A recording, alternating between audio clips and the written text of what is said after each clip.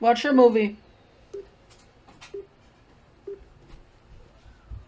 This is an ABC News special report. Attack on the Capitol.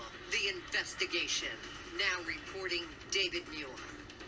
Good afternoon. We're coming on the air because the January 6th committee is about to present new evidence to the American people about the unprecedented effort to overturn the results of the 2020 election and then the attack on the U.S. Capitol, of course. Committee members about to take their seats there on Capitol Hill. They're expected to reveal details of former President Trump and his allies, their direct involvement to pressure officials in several states, including Georgia and Arizona, to ignore the will of the voters. And the committee says to put forward false slates of electors with the sole purpose of keeping former President Trump in power. You can see the panel there ready to go. The committee says it will prove Donald Trump knew his repeated claims of fraud and a stolen election were false, but that he pushed forward with them anyway. That he drove a pressure campaign based on lies and was warned his actions risked inciting violence, but did it anyway. Our team of correspondents standing by across Washington, Jonathan Karl, Rachel Scott, Pierre Thomas among them. The committee calling several witnesses today, including Georgia's Republican Secretary of State Brad Raffensperger and his deputy Gabriel Sterling. Following the election, you'll remember that phone call during which the former president could... Several witnesses today, including Georgia's Republican Secretary of State Brad Raffensperger and his deputy Gabriel Sterling. Following the election, you'll remember that phone call during which the former president could be heard urging them to find him 11,780 votes, enough to overturn Joe Biden's victory in that particular state. Of course, that conversation was recorded and then made public. So they're probably going to play the phone call. Also testifying today will be Republican Arizona House Speaker Rusty Bowers, who pushed back against pressure in his state to overturn his state's election from Joe Biden to Donald Trump. Let's listen to the chair, who I believe just gavelled in moments ago, Benny Thompson. We'll also hear from a Georgia election worker. She counted the ballots election night. She counted ballots in 2016 when Donald Trump won. Let's listen. The Select Committee to investigate the January 6th attack on the United States Capitol will be in order. Without objection, the chair is authorized to declare the committee in recess at any point. Pursuant to House Deposition Authority Regulation 10, the chair announces the committee's approval to release the deposition material presented during today's hearing. Good afternoon. In our last hearing, we told the story of a scheme driven by Donald Trump to pressure former Vice President Mike Pence to illegally overturn the election results. We showed that when the pressure campaign failed and Mike Pence fulfilled his constitutional obligation, Donald Trump turned a violent mob loose on him. We showed that the mob came within roughly 40 feet of the Vice President. Today, that's a scary thought. Imagine if like people are like trying to catch you and like kill you, like their intention is to kill you, and they were just 40 feet away. Pressuring public servants into betraying their oaths was a fundamental part of the playbook. And a handful of election officials in several key states stood between Donald Trump and the upending of American democracy. As we begin today, it's important to remember, when we count the votes for president, we count the votes state by state. For the most part, the candidates who win the popular vote in a state wins all the state's electoral college votes. And whoever wins a majority of the electoral college votes wins. I don't really care much for the electoral college, So when Donald Trump tried but to overturn the election it was results, fair. he focused on just a few states. He wanted officials at the local and state level to say the vote was tainted by widespread fraud and throw out the results. Even though, as we showed last week, there wasn't any voter fraud that could have overturned the election results. And like Mike Pence, these public servants wouldn't go along with Donald Trump's scheme. And when they wouldn't embrace the big lie and substitute the will of the voters with Donald Trump's will to remain in power, Donald Trump worked to ensure they face the consequences. Threats to people's livelihood and lives. Threats of violence that Donald Trump knew about and amplified. And in Our other hearings, we can't just look backward at what happened in late 2020 and in the early 2021 because the danger hadn't gone away. Our democracy endured a mighty test on January 6th. Go watch your and in the movie. days before. We say our institutions Leave it alone. failed. But what does that really Go watch your mean? movie. Democratic institutions aren't abstractions or ideas. They are local officials who oversee elections, secretaries of state, people in whom we placed our trust that they'll carry out their duties. But what if they don't? 2 weeks ago, New Mexico held its primary. One county commission refused to certify the results, citing vague, unsupported claims dealing with Dominion voting machines. The court stepped in, saying New Mexico law required the commission to certify the results. 2 of the 3 members of the commission finally relented. One still refused, saying his vote, quote, isn't based on any evidence, it's not based on any facts. It's only based on my gut feeling and my own intuition, and that's all I need. By the way, a few months ago, this county commissioner was found guilty of illegally entering the Capitol grounds on January 6th. Wow. This story reminds us of a few things. First, as we've shown in our previous hearings, claims that widespread voter fraud tainted the 2020 presidential election have always been a lie. Donald Trump knew they were a lie, and he kept amplifying them anyway. Everything we described today, the relentless, destructive pressure campaign on state and local officials, was all based on a lie. Donald Trump knew it. He did it anyway. Second, the lie hasn't gone away. It's corrupting our democratic institutions. People who believe that lie are now seeking positions of public trust. And as seen in New Mexico, their oath to be to the people they serve will take a backseat to their commitment to the big lie. If that happens, who will make sure our institutions don't break under the pressure? We won't have close calls. We'll have a catastrophe. My distinguished colleague from California, Mr. Schiff, will present much of the Select Committee's finding on this matter. First, I'm pleased to recognize our Vice Chair, Ms. Cheney of Wyoming, for any opening statement she'd care to offer. Thank you very much, Mr. Chairman. Today, we will begin examining President Trump's effort to overturn the election by exerting pressure on state officials and state legislatures. Donald Trump had a direct and personal role in this effort, as did Rudy Giuliani, as did John Eastman.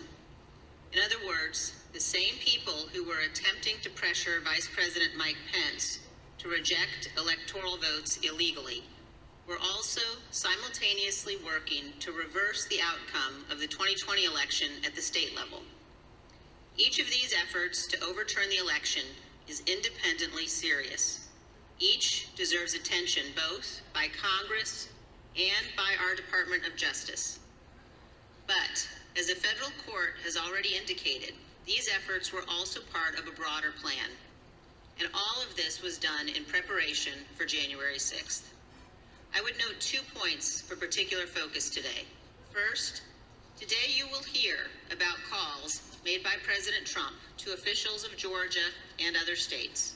I remember that As you phone listen call. to these tapes, keep in mind what Donald Trump already knew at the time he was making those calls. He had been told over and over again that his stolen election allegations were nonsense. For example, this is what former Attorney General Bill Barr said to President Trump about allegations in Georgia.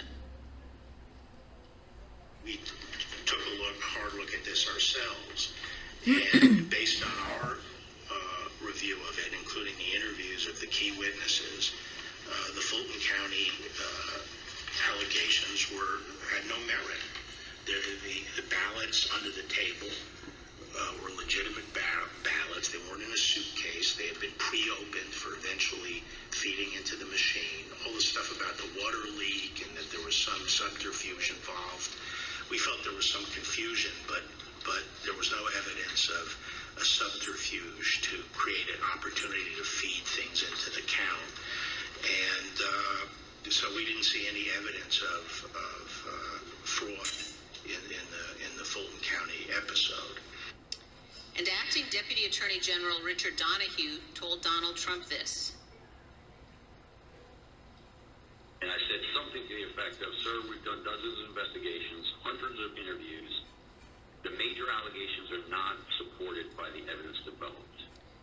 Mr. Trump was told by his own advisors that he had no basis for his stolen election claims. Yet he continued to pressure state officials to change the election results. Second, you will hear about a number of threats and efforts to pressure state officials to reverse the election outcome. One of our witnesses today, Gabriel Sterling, explicitly warned President Trump about potential violence on December 1st, 2020, more than a month before January 6th. You will see excerpts from that video repeatedly today. It has all gone too far. All of it. Joe DeGenova today asked for Chris Krebs, a patriot who ran CISA, to be shot. A 20-something tech in Gwinnett County today has death threats and a noose put out saying he should be hung for treason because he was transferring a report on batches from an EMS to a county computer so he could read it. Go watch your movie. It has to stop. Mr. President, you have not condemned these actions or this language. Senators, you have not condemned this language or these actions. This has to stop. We need you to step up, and if you're going to take a position of leadership, show some. My boss, Secretary Raffensperger, his address is out there. They have people doing caravans for their house. They've had people come onto their property. It has to stop. This is elections. This is the backbone of democracy, and all of you who have not said a damn word are complicit in this. The point is this. Donald Trump did not care about the threats of violence. He did not condemn them. He made no effort to stop them. He went forward with his fake allegations anyway. One more point. I would urge because he's all power those hungry. watching today to focus on the evidence the committee will present. Like, imagine Don't if be people distracted fought for by you. politics. This is serious. Like, you'd probably like We it cannot too, let right? America become a nation of conspiracy theories and thug violence. Finally, I want to thank our witnesses today for all of your service to our country. Today, all of America will hear about the selfless actions of these men and women who acted honorably to uphold the law, protect our freedom, and preserve our Constitution. Today, Mr. Chairman, we will all see an example of what truly makes America great. Thank you, Mr. Chairman. I yield back. Without objection, the chair recognizes the gentleman from California, Mr. Schiff, for an opening statement. Thank you, Mr. Chairman and Madam Vice Chair. On November 3rd, 2020, Donald Trump ran for re-election to the office of the presidency, and he lost. His opponent, Joe Biden, finished ahead in the key battleground states of Arizona, Michigan, Wisconsin, Pennsylvania, Georgia, and elsewhere. Nevertheless, and for the first time in history, the losing presidential candidate fought to hold on to power. As we have seen in previous hearings, he did so through a variety of means. On Election Day, he sought to stop the counting of the vote, knowing that the millions of absentee ballots elections officials would be counting on Election Day and thereafter would run strongly against him and deliver a victory to Joe Biden. What Trumpers don't seem to understand is that when you He vote, tried to stop state legislatures and It's- governors from certifying you have the results until of the election. the very end of the day Went to court on Election Day to dozens vote, of like cast your frivolous ballot. lawsuits, making unsubstantiated claims of And When that mail-in shift ballots he mounted a pressure campaign have directed at until, individual that state postmark legislators to be try to get them to go counted back into for that session day. and either declare him the winner And it takes a couple days to count votes. That's why Trump is so upset that, there were these votes that were apparently, coming in, but they're not being cast and neither would the vice president. after midnight. None of the legislatures agreed to go back into special session and declare him the winner. And No it's legitimate state authority in the states Donald it's Trump just lost stupid would agree to think appoint that, Trump electors and send them to Congress. believe that But this those didn't votes stop were the being Trump campaign cast either. when they weren't. Assembled They were groups of being individuals in counted. key battleground states and got them to call And themselves I'm sure electors, people have done like created phony paperwork. It takes certificates forever. associated with these fake Just because it's electors, done and then transmitted prior these certificates doesn't to mean that it's Washington completed. and to the Congress You still have be to counted account during the for joint it. session of Congress on January 6th. None of this worked. But according to federal district judge David Carter, Apparently, Trumpers wanted President to, Trump and others likely they supported violated Trump multiple saying federal laws that as and soon engaged as in it this was scheme, like after including Election Day, conspiracy to defraud he wanted to have United everything States. stop, not counting Clear anyone evidence of the else former after that. president and his top advisors' direct That involvement is in key elements incredibly of this wrong plan, because you're what Judge silencing, Carter called a coup. those who have, cast their votes, whoever it may be, For as the judge explained, President to Trump's pressure stop. campaign to stop the electoral count did not end with Vice President Pence. It targeted every And tier I of bet you elected that Trump officials, realized convincing that state legislatures, because, he said, to certify competing electors the absentee was and mail-in essential ballots to stop tend to the be counted count and last. ensure President Trump's election. They, he wanted to As we have have seen in our prior his hearings, votes running in, through this scheme which was a big lie that probably the most election likely was done played in with massive person. fraud, and somehow And since stolen. Biden did mail-ins and absentees, mine was a mail-in. Said he told the president He about wanted these to claims of have massive all that fraud ended, affecting the outcome of the just election. so, he knew that he would have that lead. And I told him that the stuff that his people were shoveling out to the public was bullshit. I mean, that the claims of fraud were bullshit. The president's lie was and is a dangerous cancer on the body politic. If you can convince Americans that they cannot trust their own elections, that any time they lose it is somehow illegitimate, then what is Yeah, I left see. but violence to determine who should govern? This brings us to the focus of today's hearing. Go watch your movie. When state elections officials refused to stop the count, Donald Trump and his campaign tried to put pressure on them. When state executive officials refused to certify him the winner of states he lost, he applied more pressure. When state legislators refused to go back into session and appoint Trump electors, he amped up the pressure yet again. Anyone who got in the way of Donald Trump's continued hold on power after he lost the election was the subject of a dangerous and escalating campaign of pressure. This pressure campaign brought angry phone calls and texts, armed protests, intimidation, and all too often, threats of violence and death. State legislators were singled out. So too were statewide elections officials. Even local elections workers, diligently doing their jobs, were accused of being criminals and had their lives turned upside down. As we will show, the president's supporters heard the former president's claims of fraud and the false allegations he made against state and local officials as a call to action. Stop the steal! Stop the steal! Stop the steal! You're a threat to democracy! You're a threat to free and honest elections! You cast your vote. That's basically it.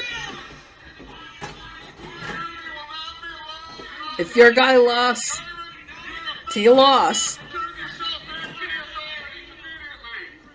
And then about 45 minutes later, we started to hear the noises outside my home. And My vote it's lost my in stomach sunk, 2016. and I thought, it's me. I was upset, And but we don't know oh well. what's Wait going another on. 4 years and Yeah, then have another Where's chance. the fear? Like, are they coming with guns? That's and they basically all you can attack my do. house? I'm in here with my was, that was the scariest moment, just not knowing what was going to happen. This pressure campaign against state and local officials spanned numerous contested states, as you will see in this video produced by the Select Committee. My name is Josh Roselman. I'm an investigative counsel for the House Select Committee to investigate the January 6th attack on the United States Capitol. Beginning in late November 2020, the president and his lawyers started appearing before state legislators, urging them to give their electoral votes to Trump, even though he lost the popular vote. I represent President Trump along with Jenna Ellis, and this is our fourth or fifth hearing. This election has to be turned around because we won Pennsylvania by a lot, and we won all of these swing states by a lot. This was a strategy with both practical and legal elements. The Select Committee has obtained an email from just 2 days after the election, in which a Trump campaign lawyer named Cleta Mitchell asked another Trump lawyer, John Eastman, to write a memo justifying the idea. When do you remember this coming up as an option in the post-election period for the first time? Right after the election. It might have been before the election. Eastman prepared a memo attempting to justify this strategy, which was circulated to the Trump White House, legal team, and state legislators around the country. And he appeared before the Georgia State Legislature to advocate for it publicly. You could also do what the Florida legislature was prepared to do, which is to adopt a slate of electors yourselves. And when you add in the mix of the significant statistical anomalies and sworn affidavits and video evidence of outright election fraud, I don't think it's just your authority to do that, but quite frankly, I think you have a duty to do that, to protect the integrity of the election here in Georgia. But Republican officials in several states released public statements recognizing that President Trump's proposal was unlawful. For instance, Georgia Governor Brian Kemp called the proposal unconstitutional, while Arizona House Speaker Rusty Bowers wrote that the idea would undermine the rule of law. The pressure campaign to get state legislators to go along with this theme intensified when President Trump invited delegations from Michigan and Pennsylvania to the White House. Either you or Speaker Chatfield, did you make the point to the president that you were not going to do anything that violated Michigan law? I believe we did. Whether or not it was those exact words or not, but I think that the words that I would have more likely used, we were going to follow the law. Nevertheless, the pressure continued. The next day, President Trump tweeted, quote, "Hopefully the courts and or legislatures will have the courage to do what has to be done to maintain the integrity of our election and the United States of America itself. The world is watching." He posted multiple messages on Facebook listing the contact information for state officials and urging his supporters to contact them to, quote, "demand a vote on decertification." In one of those posts, President Trump disclosed Mike Shirkey's personal phone number to his millions of followers. All I remember is receiving over just shy of 4,000 text messages in a short period of time, calling to take action. It was a loud noise, loud, consistent cadence of, we heard that the Trump folks are calling and asking for changes in the electors, and you guys can do this. Well, they were. You can't. Things that were untrue. These efforts also involved targeted outreach to state legislators. Hi, Representative. My name is Angela McCallum. I'm calling from Trump campaign headquarters in Washington, D.C. You do have the power to reclaim your authority and send a slate of electors that will support President Trump and Vice President Pence. From President Trump's lawyers and from Trump himself. And I've become friendly with legislators that I didn't know 4 weeks ago. Another legislator, Pennsylvania House Speaker Brian Cutler, received daily voicemails from Trump's lawyers in the last week of November. Mr. Speaker, this is Rudy Giuliani and Jenna Ellis. We're calling you together because we'd like to discuss, obviously, the election. Hello, Mr. Speaker. This is Jenna Ellis, and I'm here with Mayor Giuliani. Hey, Brian, it's Rudy. I really have something important to call to your attention that I think really changes things. I wouldn't have tolerance for that. I would always just block the number. To tell Rudy Giuliani to stop calling, but Giuliani continued to reach out. I understand that you don't want to talk to me now, I just want to bring some facts to your attention and talk to you as a fellow Republican. On December 30th, Trump ally Steve Bannon announced a protest at Cutler's home. We're getting on the road and we're going down to Cutler. We're going to start going to offices, and if we have to, we're going to go to homes, and we're going to let them know what we think about them. There were multiple protests. I actually don't remember the exact number. There was at least 3, I think, outside either my district office or my home. And you're correct, my son, my then 15-year-old son, was home by himself for the first one. All of my personal information was doxed online. It was my personal email, my personal cell phone, my home phone number.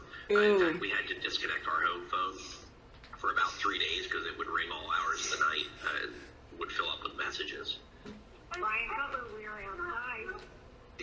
Clerks facing felony charges in Michigan. Poll watchers denied access. These ads were another element in the effort. The Trump campaign spent millions of dollars running ads online and on television. The evidence is overwhelming.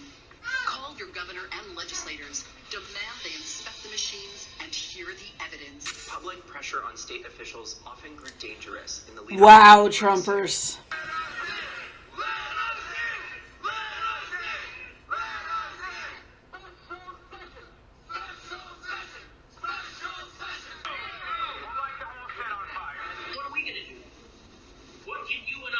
State legislature besides killing.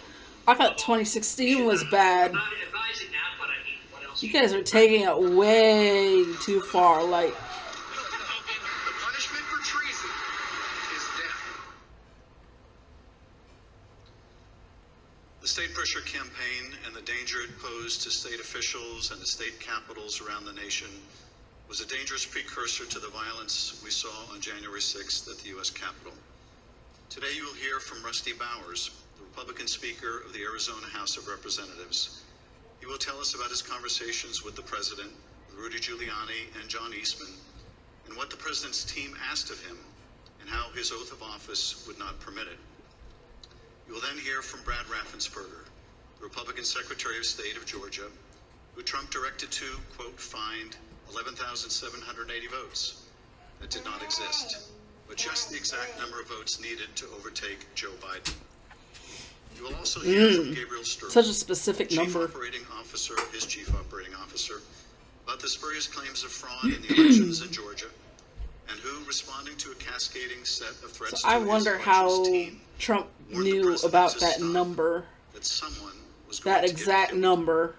And you will hear from Wandrea Shamos, a former local elections worker in Fulton County, Georgia, about how all of the lies about the election impacted the lives of real people who administer our elections and still do.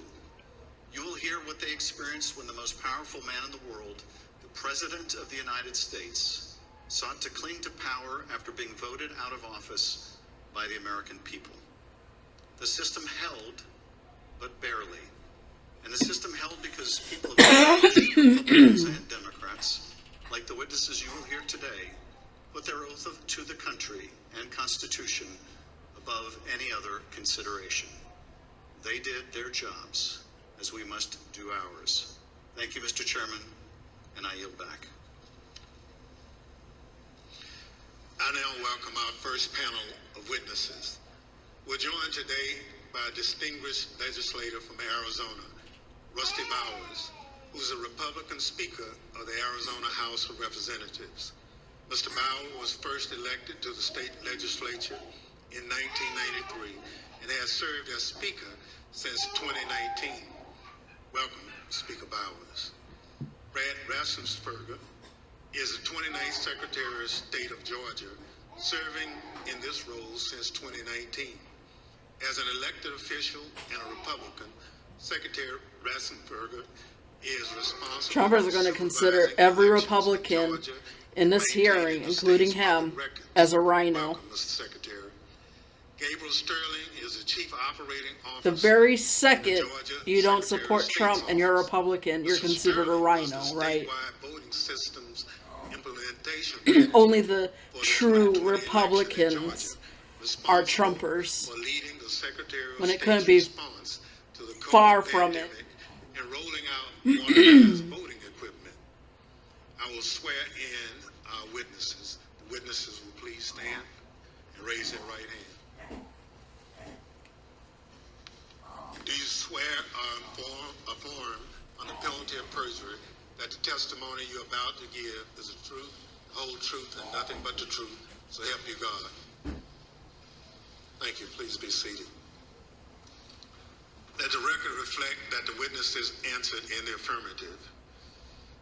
Speaker Bowers, thank you for being with us today. You're the Speaker of the Arizona House and a self-described conservative Republican. You campaigned for President Trump and with him during the 2020 election. Is it fair to say that you wanted Donald Trump to win a second term in office? Please. Yes, sir. Thank you. And is it your understanding that President Biden was the winner of the popular vote in Arizona in 2020? Yes, sir. Thank you. Pursuant to Section 5C8 of House Resolution 503, the chair recognizes the gentleman from California, Mr. Schiff, for questions. Speaker Bowers, thank you for being with us today. Before we begin with the questions that I had prepared for you, I wanted to ask you about a statement that former President Trump issued, which I received just prior to the hearing. Have you had a chance to review that statement? My counsel called from Arizona and read it to me. Yes, sir. In that statement, I won't read it in its entirety. Former President Trump begins by calling you a rhino Republican in name only. He then references a conversation in November 2020 in which he claims that you told him that the election was rigged and that he had won Arizona. To quote the former president, during the conversation, he told me the election was rigged and that I won Arizona, unquote. Did you have such a conversation with the president? I did have a conversation with the president. That certainly isn't it. But there were parts of it that are true. But there are parts that are not, sir. And the part that I read you, is that false?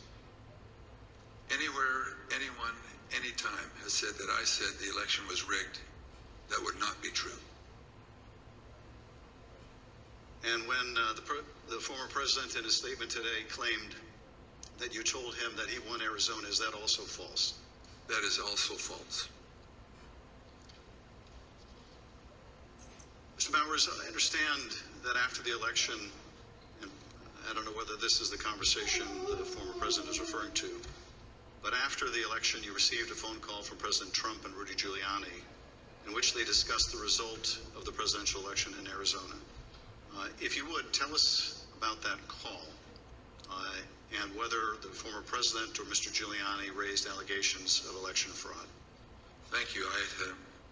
My wife and I had returned from attending our church meetings. It was on a Sunday. And we were still in the driveway, and I had received a call from a colleague telling me that the White House was trying to get in touch with her and I, and that she said, please, if you get a call, let's try to take this together. Immediately, I saw that the White House on my Bluetooth was calling, and I took the call and was asked by I would presume, the operator at the White House if I would hold for the president, which I did, and Mr. Giuliani came on first, and niceties, then Mr. Trump, President Trump, then President Trump came on, and we initiated a conversation. During that conversation, did you ask Mr. Giuliani for proof of these allegations of fraud that he was making? On multiple occasions, yes. And when you asked him for evidence of this fraud, what did he say? He said that they did have proof, and I asked him names. For example, we have 200,000 illegal immigrants, some large number, 5,000 or 6,000 dead people, etc. And I said, do you have their names? Yes. Will you give them to me? Yes. The president interrupted and said, give the man what he needs, Rudy. He said, I will. And that happened on at least 2 occasions, that interchange in the conversation. So Mr. Giuliani was claiming in the call that there were hundreds of thousands of undocumented people and thousands of dead people who had purportedly voted in the election? Yes, And you asked him for evidence of that. I did. And did you ever receive from him that evidence either during the call, after the call, or to this day? Never. Typical. What was the ask during this call? He was making these allegations of fraud. Like, but he had anytime something or you ask for things, evidence, they'll never give it. that they wanted you to do. What were those? It's just, I have it. I've faced that too. It's not that difficult. You face that from any kind of Trumper. At the Capitol, so that they could hear this evidence and that we could take action thereafter. And I refused. I said, up to that time, This is how you ghost, like, a Trumper. You ask them, like, for proof of anything. They'll forget all about you. Counting center at the Capitol and other places. And I didn't want to have that in the House. I did not feel that the evidence, granted in its absence, merited a hearing, and I didn't want to be used as a pawn. If there was some other need that the committee hearing would fulfill. So that was the first ask, that we hold an official committee hearing. And what was his second ask? I said, to what end? To what end the hearing? He said, well, we have heard by an official high up in the Republican legislature that there is a legal theory or a legal ability in Arizona that you can remove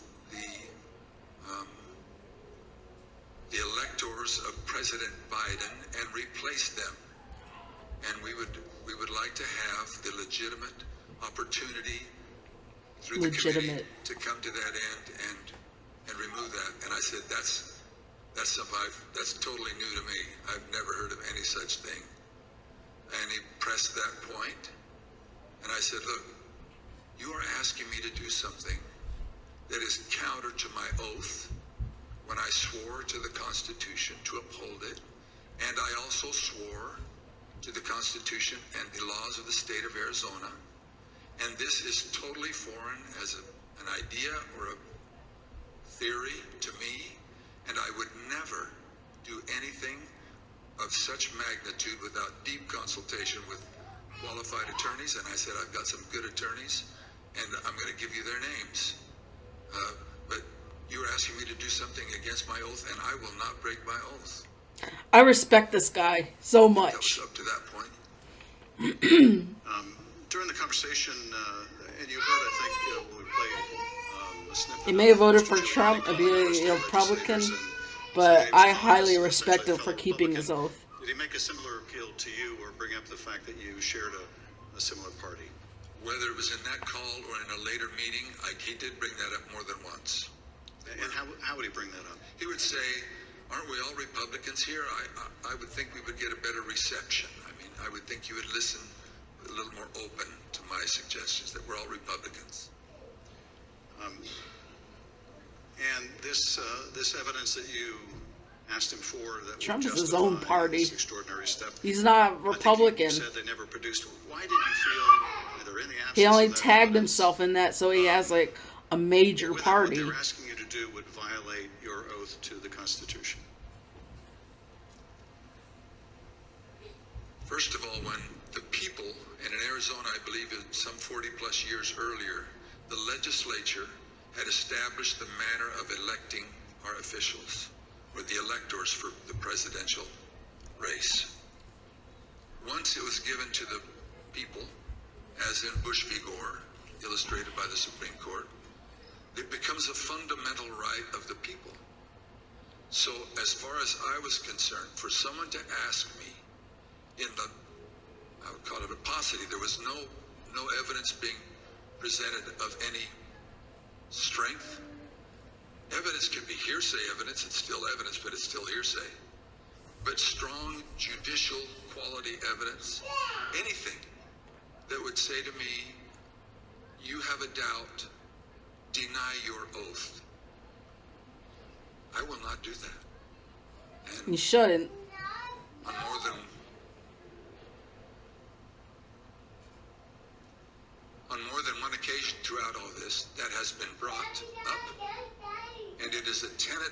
faith that the Constitution is divinely inspired of my most basic foundational beliefs. And so for me to do that because somebody just asked me to is foreign to my very being. I will not do it.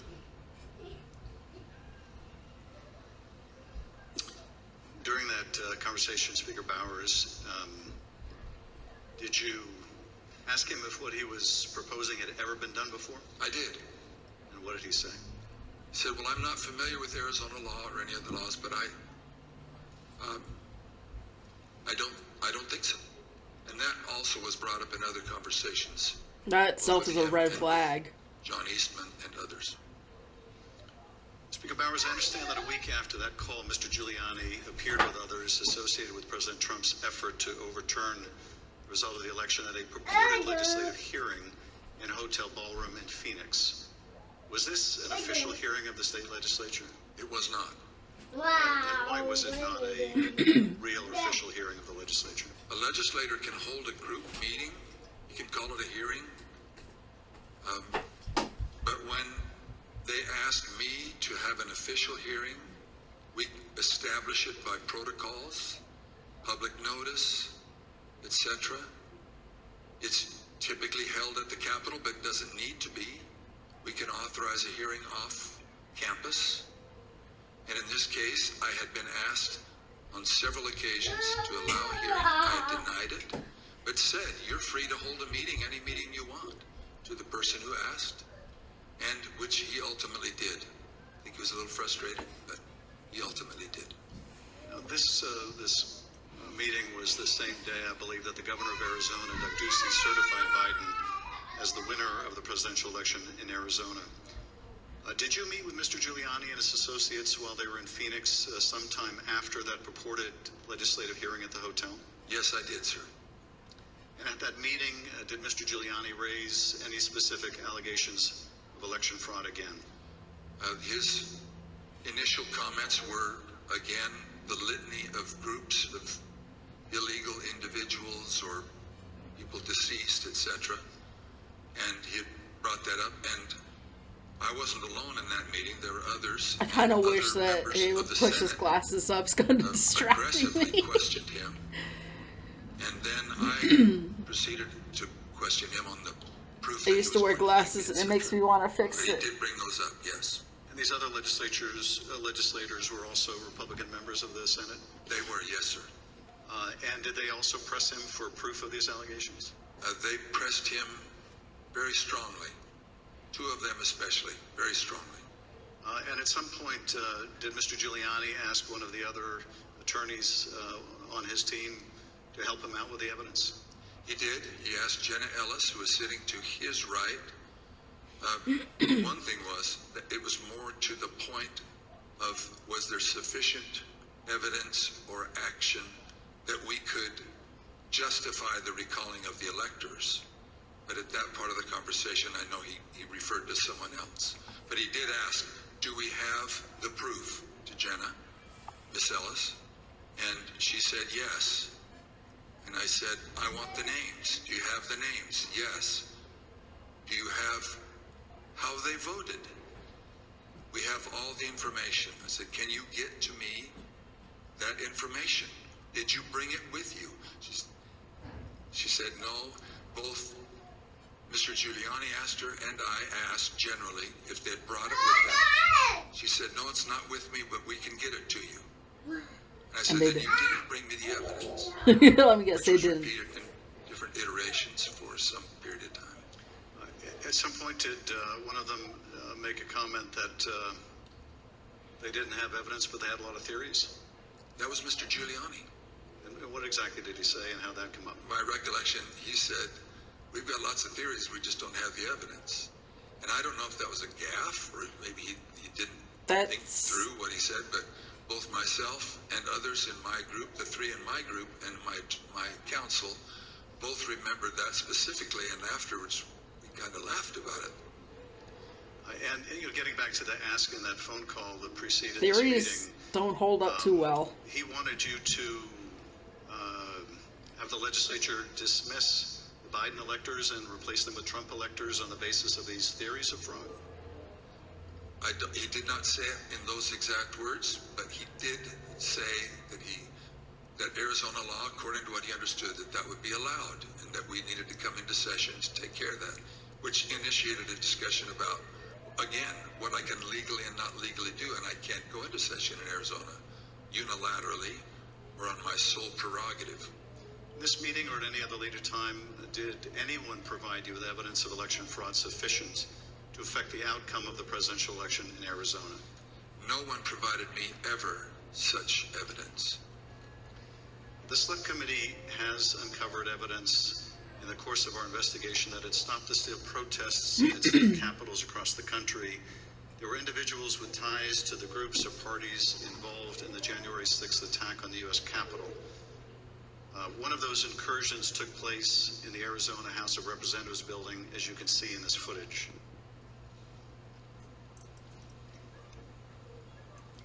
This is previously undisclosed video of protesters illegally entering and refusing to leave the building. One of the individuals prominently shown in this video is Jacob Chansley. Law-abiding Perhaps better known citizens. as the QAnon shaman, this rioter entered the Capitol on January 6th, was photographed leaving a threatening note on the dais in the U.S. Senate chamber, and was ultimately sentenced to 41 months in prison after pleading guilty to obstruction of an official proceeding. Other protesters who occupied the Arizona House of Representatives building included Proud Boys, while men armed with rifles stood just outside the entrance. I understand these protesters were calling for you by name, Speaker Bowers. Is that correct? That is correct. Speaker Bowers, did the president call you again in later in December? He did, sir. Did you tell the president in that second call that you supported him, that you voted for him, but that you were not going to do anything illegal for him? I did, sir. Nevertheless, his lawyer, John Eastman, called you some days later, on June 4th, 2021, and he did have a very specific ask that would have required you to do just what you had already told the president you wouldn't do, something that would violate your oath. Is that correct? That's correct. It wasn't just me. I had my counsel and others on the call. And what did Dr. Eastman want you to do? That we would, in fact, take a vote to overthrow, or I shouldn't say overthrow, that we would decertify the electors, and that because we had plenary authority to do so. And he cited Article 2, Section 1, I think it's Clause 2, and said that in his opinion that gave us the authority if there was, I don't recall him saying sufficient evidence, but there was some call or some strong reason to do so that we, or justification to do so that we could do that. And that he was asking that his suggestion was that we would do it. And I said, again, I took an oath. For me to take that, to do what you do, would be counter to my oath. I don't recall if it was in that conversation, clearly, that we talked more about the oath, but I said, what would you have me do? And he said, just do it and let the court sort it out. And I said, you're asking me to do something that's never been done in history, the history of the United States, and I'm going to put my state through that without sufficient proof? And that's going to be good enough with me? I wouldn't do it. I would put us through that, my state, that I swore to uphold both in Constitution and in law? No, sir. He said, well, that's my suggestion would be just do it and let the courts figure it out. Yeah, and then you'll be found guilty. Use that exact phrase, but that was what his meaning was, and I declined, and I believe that was close to the end of our phone call. And again, this took place after you had recently spoken with President Trump and told him that you wouldn't do anything illegal for him. Is that right? It wasn't days after. Obviously, it was days after, but a few days had gone by. But you had told President Trump you would not do anything illegal for him. I did, both times. Both. And you told Dr. Eastman that you did not believe there was legal support to justify what he was asking, but he still wanted you to do it and effectively let the courts work it out. I've been warned, don't say things you think, maybe he said. But I do remember him saying that the authority of the legislature was plenary and that you can do it. I said, then you should know that I can't even call the legislature into session without a 2/3 majority vote. We're only 30 plus 1. There's no way that could happen.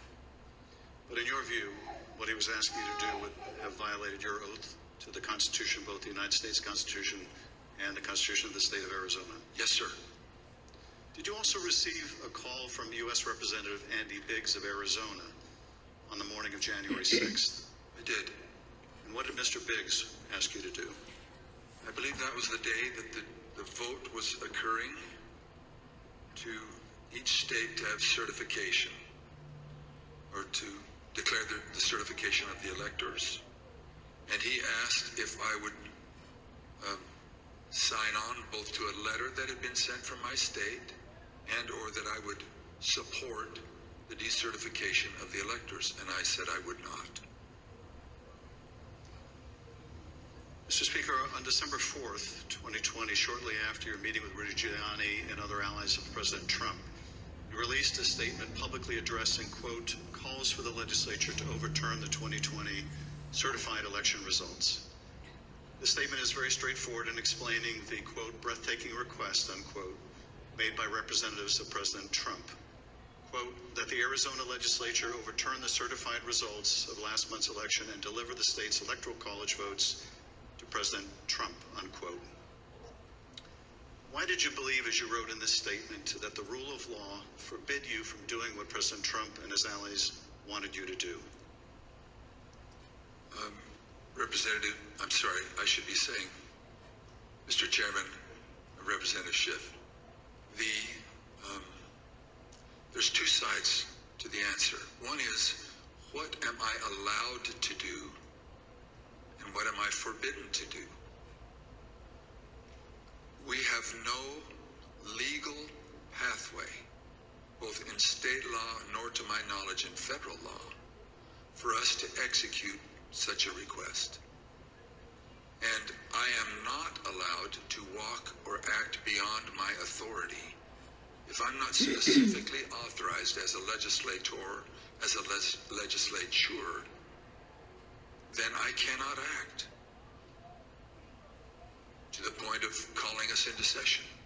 Some say that just a few legislators have plenary authority, and that has come as part of all of this discussion, I'll call it. But so to not have authority and be forbidden to act beyond my authority on both counts, I am not authorized to take such action, and that would deny my oath.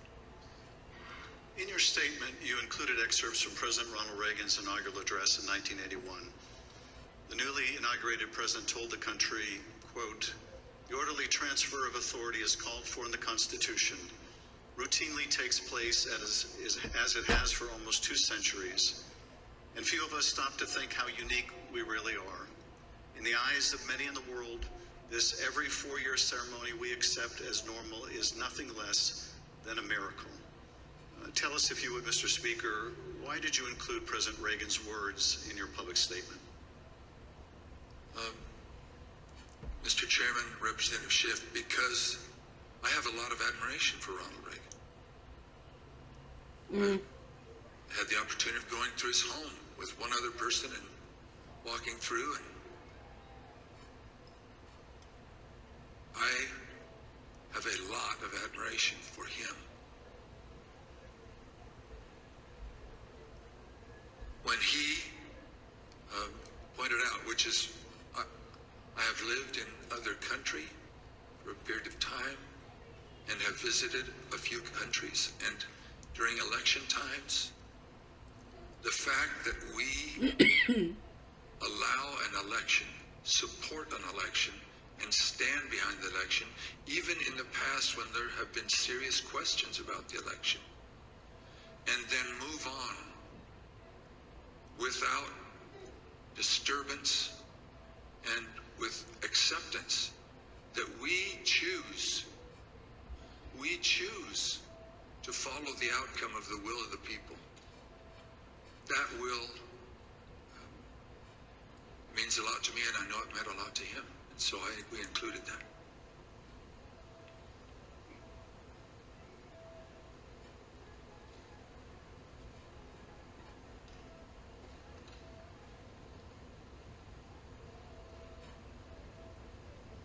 Thank you, Speaker Bowers.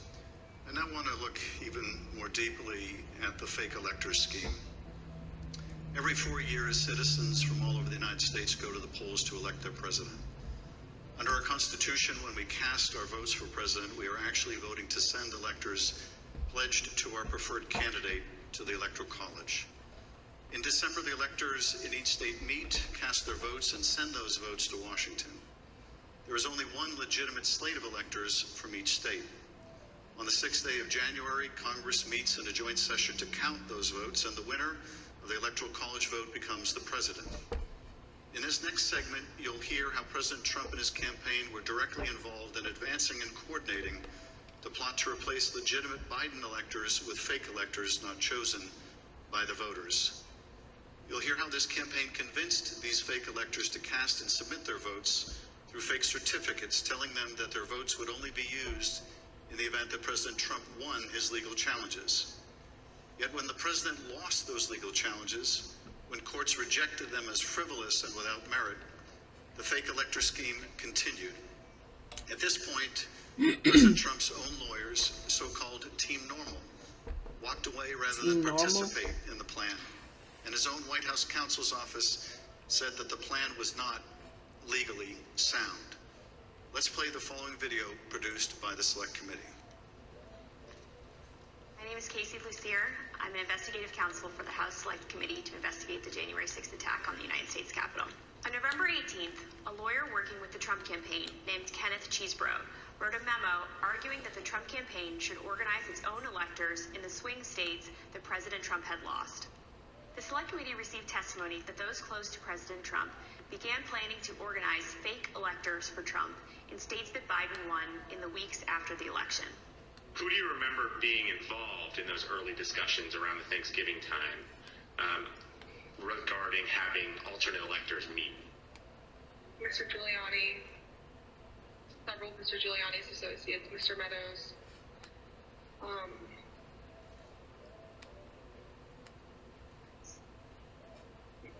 members of Congress, although it's difficult to distinguish if the members I'm thinking of were involved during Thanksgiving or if they were involved as we progress through December.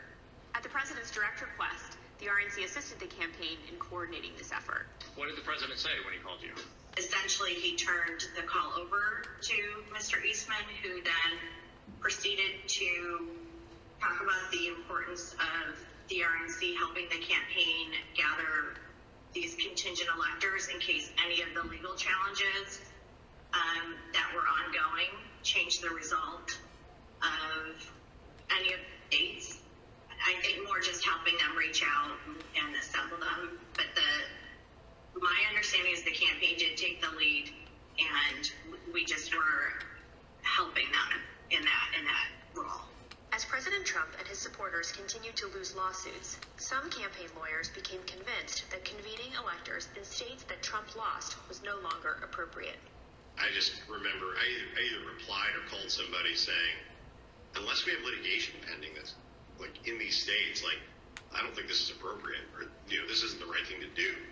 I don't remember how I phrased it, but I got into a little bit of a back and forth, and I think it was with Ken Chesebro, where I said, all right, you just get after it. Like I'm out.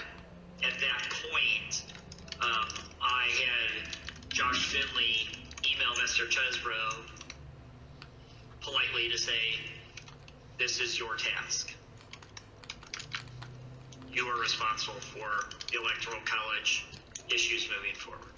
And this was my way of taking that responsibility to zero. The committee learned the White House counsel's office also felt the plan was potentially illegal. And so, to be clear, did you hear the White House counsel's office say that this plan to have alternate electors meet and cast votes for Donald Trump in states that he had lost was not legally sound? Yes, sir. And who was present for that meeting that you remember? It was in our office. It was Mr. Meadows, Mr. Giuliani, and a few of Mr. Giuliani's associates. The select committee interviewed several of the individual fake electors, as well as Trump campaign staff who helped organize the effort. We were just, kind of useful idiots or rubes at that point. A strong part of me really feels that it's just kind of as the road continued and as it was failure, that got formulated as what do we have on the table. Let's just do it. And now, after what we've told you today about the select committee's investigation about the conclusion of the professional lawyers on the campaign staff, Justin Clark, Matt Morgan, and Josh Finley, about their unwillingness to participate in the convening of these electors, how does that contribute to your understanding of these issues? I'm angry. Because I think in a sense, no one really cared if people were potentially putting themselves in jeopardy. Would you have not wanted to participate in this any further as well? I absolutely would not have. Had I known that the three main lawyers for the campaign that I'd spoken to in the past and were leading up were not on board. Yeah. I was told that these would only count if a court ruled in our favor. So that would have been using our electors, it would have been using our electors in ways that we weren't told about, and we wouldn't have supported. Documents obtained by the Select Committee indicate that instructions were given to the electors in several states that they needed to cast their ballots in complete secrecy. Because this scheme involved fake electors, those participating in certain states had no way to comply with state election laws, like where the electors were supposed to meet. One group of fake electors even considered hiding overnight to ensure that they could access the state capitol, as required in Michigan. Did Mr. Norton say who he was working with at all on this effort to have electors meet? He said he was working with the president's campaign. He told me that the Michigan Republican electors were planning to meet in the Capitol and hide overnight so that they could fulfill the role of casting their vote in per law in the Michigan chambers. And I told him in no uncertain terms that that was insane and inappropriate. In one state, the fake electors even asked for a promise that the campaign would pay their legal fees if they got sued or charged with a crime. Ultimately, yeah, right. Did meet on December 14th, 2020, So that's going to happen. in Arizona, Georgia, Michigan, Pennsylvania, New Mexico, Nevada, and Wisconsin. At the request of the Trump campaign, the electors from these battleground states signed documents falsely asserting that they were the, quote, duly elected electors from their state, and submitted them to the National Archives and to Vice President Pence in his capacity as President of the Senate. Here's what some of the fake elector certificates look like as compared to the real ones. But these ballots had no legal effect. In an email produced to the Select Committee, Dr. Eastman told a Trump campaign representative that it did not matter that the electors had not been approved by a state authority. Quote, the fact that we have multiple slates of electors demonstrates the uncertainty of either. That should be enough. He urged that Pence act boldly and be challenged. Documents produced to the Select Committee show that the Trump campaign took steps to ensure that the physical copies of the fake electors' electoral votes from 2 states were delivered to Washington for January 6th. Text messages exchanged between Republican Party officials in Wisconsin show that on January 4th, the Trump campaign asked for someone to fly their fake electors' documents to Washington. A staffer for Wisconsin Senator Ron Johnson texted a staffer for Vice President Pence just minutes before the beginning of the joint session. This staffer stated that Senator Johnson wished to hand-deliver to the Vice President the fake electors' votes from Michigan and Wisconsin. The vice president's aide unambiguously instructed them not to deliver the fake votes to the vice president. Even though the fake elector slates were transmitted to Congress and the executive branch, the vice president held firm in his position that his role was to count lawfully submitted electoral votes. Joseph R. Biden Jr. of the state of Delaware has received 306 votes. Donald J. Trump of the state of Florida has received 232 votes. Which is what he did when the joint session resumed on January 6th after the attack on the Capitol.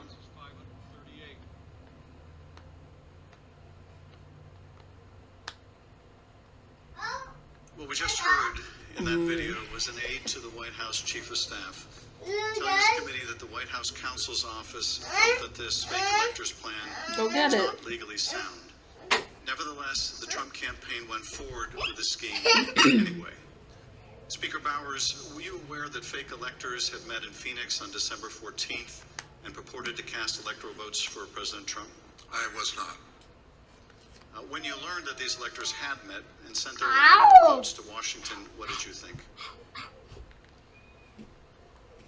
Well, I thought of the book, The Gang That Couldn't Shoot Straight, and I just thought, this is a tragic parody.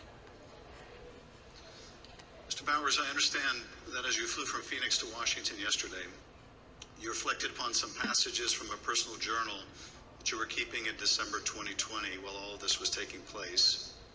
With your permission, I'm wondering if you would be willing to share one passage in particular with us. Thank you very much. It is painful to have friends who have been such a help to me turn on me with such rancor.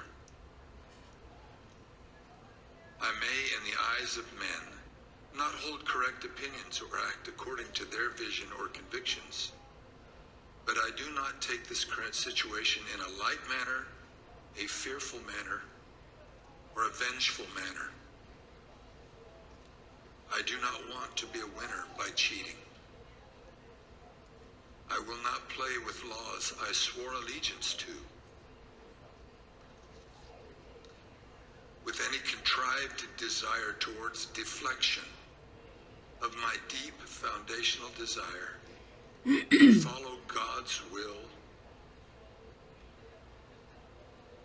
as I believe He led my conscience to embrace. How else will I ever approach Him in the wilderness of life, knowing that I ask this guidance only to show myself a coward in defending the course He let me take. He led me to take. Thank you, Mr. Speaker. Those are powerful words. I understand that taking the courageous positions that you did following the 2020 election in defense of the rule of law and protecting the voters of Arizona resulted in you and your family being subjected to protests and terrible threats. Can you tell us how this impacted you and your family? Well, as others in the videos have mentioned, we received, my secretaries would say, in excess of 20,000 emails and tens of thousands of voicemails and texts, which saturated our offices and we were unable to work, or at least communicate. Wow. But at home, up till even recently, it is the new pattern or a pattern in our lives to worry what will happen on Saturdays, because we have various groups come by and they have had video panel trucks with videos of me proclaiming me to be a pedophile and a pervert and a corrupt and politician, and blaring loudspeakers in my neighborhood and leaving literature both on my property but arguing and threatening with neighbors and with myself. And I don't know if I should name groups, but there was one gentleman that had the 3 bars on his chest and he had a pistol and was threatening my neighbor, not with the pistol, but just vocally. When I saw the gun, I knew I had to get close. And at the same time, on some of these, we had a daughter who was gravely ill, who was upset by what was happening outside. And my wife, that was a valiant person, very, very strong, quiet, very strong woman.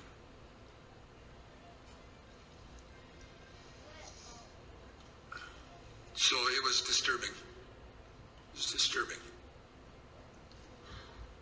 Mr. Speaker, I want to thank you for your service to the state of Arizona and to the country. Mr. Chairman, at this point, I think it'd be appropriate to take a short recess. Accordingly, I reserve the balance of my time. Wow, Trumpers. The chair requests You are the epitome of sore losers. Like, the Capitol Police have escorted members and witnesses from the room. We'll have 5 minutes. 5-minute recess. A 5-minute recess here, shorter than normal, but given the oh boy. testimony we just listened to, they felt it only appropriate to break here. The country, listening to Arizona House Speaker Rusty Bowers, who was a longtime supporter of former President Trump, campaigned for him in 2020, testified today that he did want him to continue as president in a second term, but then talked about the continued pressure placed on him in the state of the Arizona to put forth fake electors to overturn the election in that state.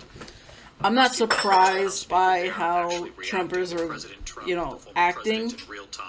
But at the same time, it's like, I can't believe, like, they would, go as far as that. That's harassment. That certainly isn't it. Anyone, anywhere, anytime I said that the election was rigged, Oh. that would not be true.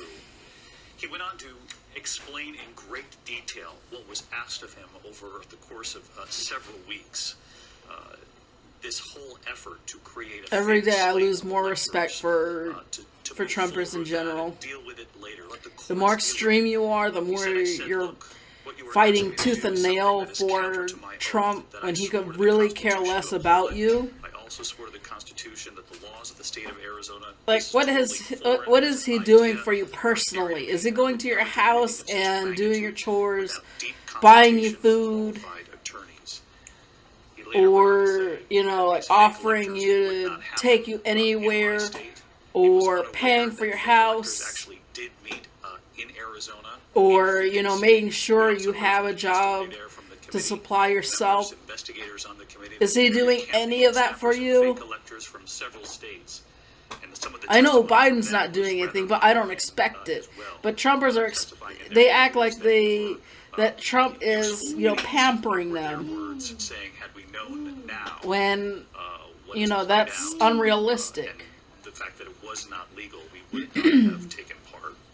I want to bring in our chief Washington correspondent, Jonathan Karl, because Jonathan, at several moments here, the speaker was so I don't know, like, himself to contain, I don't know what to think of how Trumpers think. but he said this was his It's, faith to uphold the Constitution. This is someone who was a foreign concept to worship someone that severely, Joe Biden won in Arizona. to act like they're God on earth. And if the people don't like him, they're basically less than dirt. Like, really think about it. Those who have voted for Trump on this hearing, who support him, testify against him. They're called rhinos, or they're basically less than human. They don't deserve to be, existing. What is the mindset that goes on? This is what was demanded of him, and when he didn't go through, hearing that. I don't understand that. Like, why do something like that? being labeled a pedophile, a pervert, a corrupt politician, with vehicles going into his neighborhood and blaring this stuff from loudspeakers. His wife and his daughter inside, his daughter who was suffering from cancer. The pressure on this man to do something that was obviously and clearly illegal, and the strength he had to stand up and to say no. And frankly, the strength he had, he's still the Speaker of the Arizona House. He's the Republican Speaker of the Arizona House. To come here before this committee that has been attacked by Donald Trump, that has been attacked by Republican leaders, and to tell his story so clearly and so forcefully and so honestly. Really incredible. John, in fact, what he said was, you're asking me to do something that has never been done in the history of the United States, in putting forth a separate slate of these so-called fake electors, to send those electors to Washington to overturn the election and take it from Joe Biden, give it to Donald Trump. And John, I thought perhaps this testimony was among the most powerful from the committee so far, because it... You want to know how messed up that is? Is imagine, okay, for Trumpers to imagine, and then they're saying, oh yeah, you can really do that. What the news is saying is fake news. Okay, so imagine if Democrats did this and claimed it. Would you stand by it? Or would you be, unsupportive of it? Never did anybody provide what do you think? Evidence that there was vote fraud in Arizona. And he actually quoted Rudy Giuliani saying, I have theories, but I don't have evidence. Remarkable and very important, again, that this is a Republican, somebody who had been a steadfast Trump supporter. Steadfast indeed. John Carl with us live all day for the hearing. John, thank you. Stick with us here. I want to bring in Governor Chris Christie, because John brings up a good point. Christie, of course, an ABC News contributor.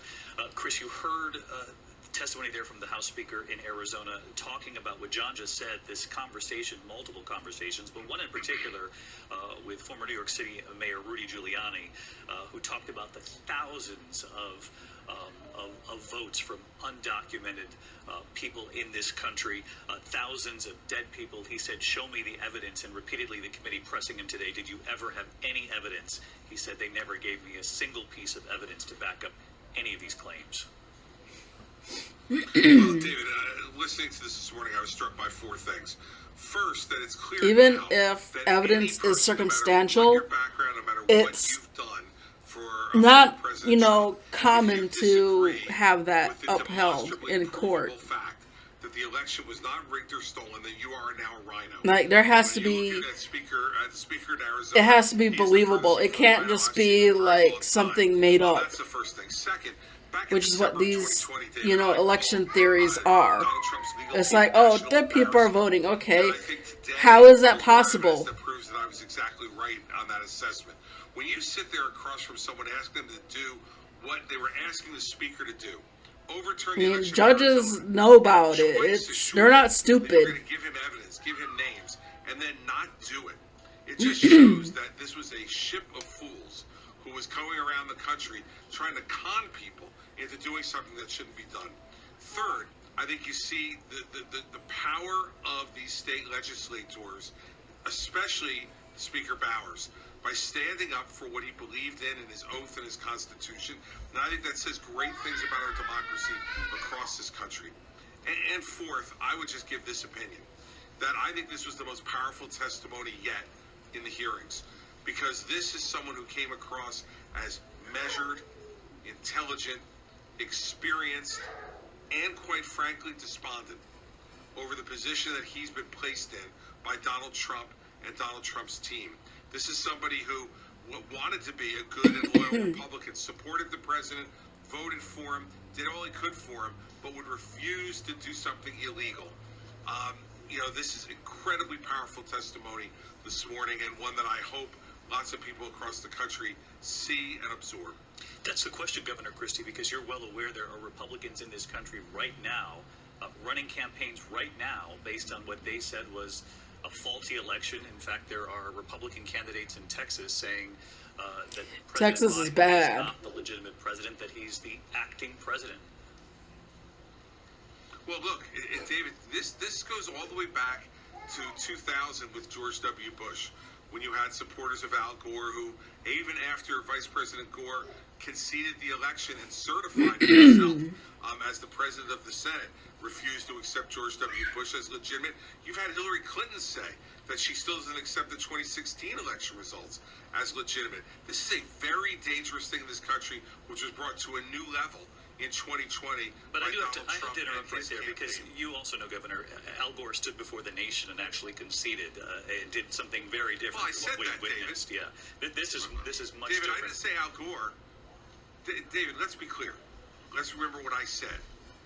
Even after Al Gore conceded the election and went before the country in the Congress and certified the election as president of the Senate, there were still many of his supporters around the country who did not believe that George W. Bush was legitimate, and in fact voted against certification in the House of Representatives. What I'm saying is, this I have no opinion because I was way too young during that time. Increasing in intensity from 2000 to 2016 to now to 2020. I get what you're saying. I just don't want our audience to think that I'm not aware that there isn't a real equivalency here when you have a president who is sowing the seeds of doubt in this particular election that we're looking at. I want to bring in Heidi Heitkamp. I do want to bring in former senator from North Dakota, ABC News contributor as well. And you were watching this testimony as well, Heidi, along with us. And this Speaker of the House in Arizona, who we have pointed out was one of the most staunch supporters of the former president, then forced to stand up to him. He talked about his personal diary that he kept, the journal that he kept during this time, the friends he lost, the people that he, the lawmakers they had worked with along the way, the enormous personal toll, and yet he believes his faith carried him through this. Ran into a power that's higher than himself, and that's the power of faith, the power of commitment to the Constitution, and all of his testimony has embodied it more than the Speaker of the House of the state of Arizona. And I think this was powerful, compelling testimony. And I think a lot of election officials who may be thinking right now, local people who do this every 2 years, every 4 years, who we rely on for that peaceful transition of power, they look at him and he's going to be their hero. He's going to be their inspiration on how to do things the right way. But the power of faith, we saw it in the first hearing with the prayers that Vice President Pence and his staff had. Now the power of this person saying, I believe the Constitution was divinely inspired. It's not just putting my hand up and saying I believe in the rule of law. I believe that that would be unfaithful to my Lord if I went against my faith and did something I thought that was wrong. And I think this is a powerful reminder. A lot of Trumpers need to question their faith. I mean, Trump had a golden statue of himself done, and people were like basically worshiping it like the golden calf. Their political parties, and he's definitely a profile in courage, deserved the award he received, but I think also an inspiration to a lot of people who are watching. Former Senator Heitkamp with us as well. Heidi, thank you. I want to bring in Rachel Scott, our congressional correspondent, live in Washington.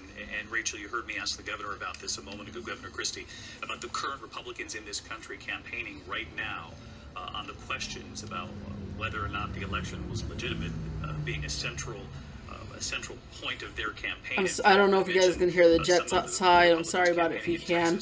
There's nothing I can do about it. Calling the president an acting president, flat out rejecting the results of the 2020 election, even going so far as to saying that President Biden is not the legitimate president. Of course, we know that is false. And David, this is not an isolated incident.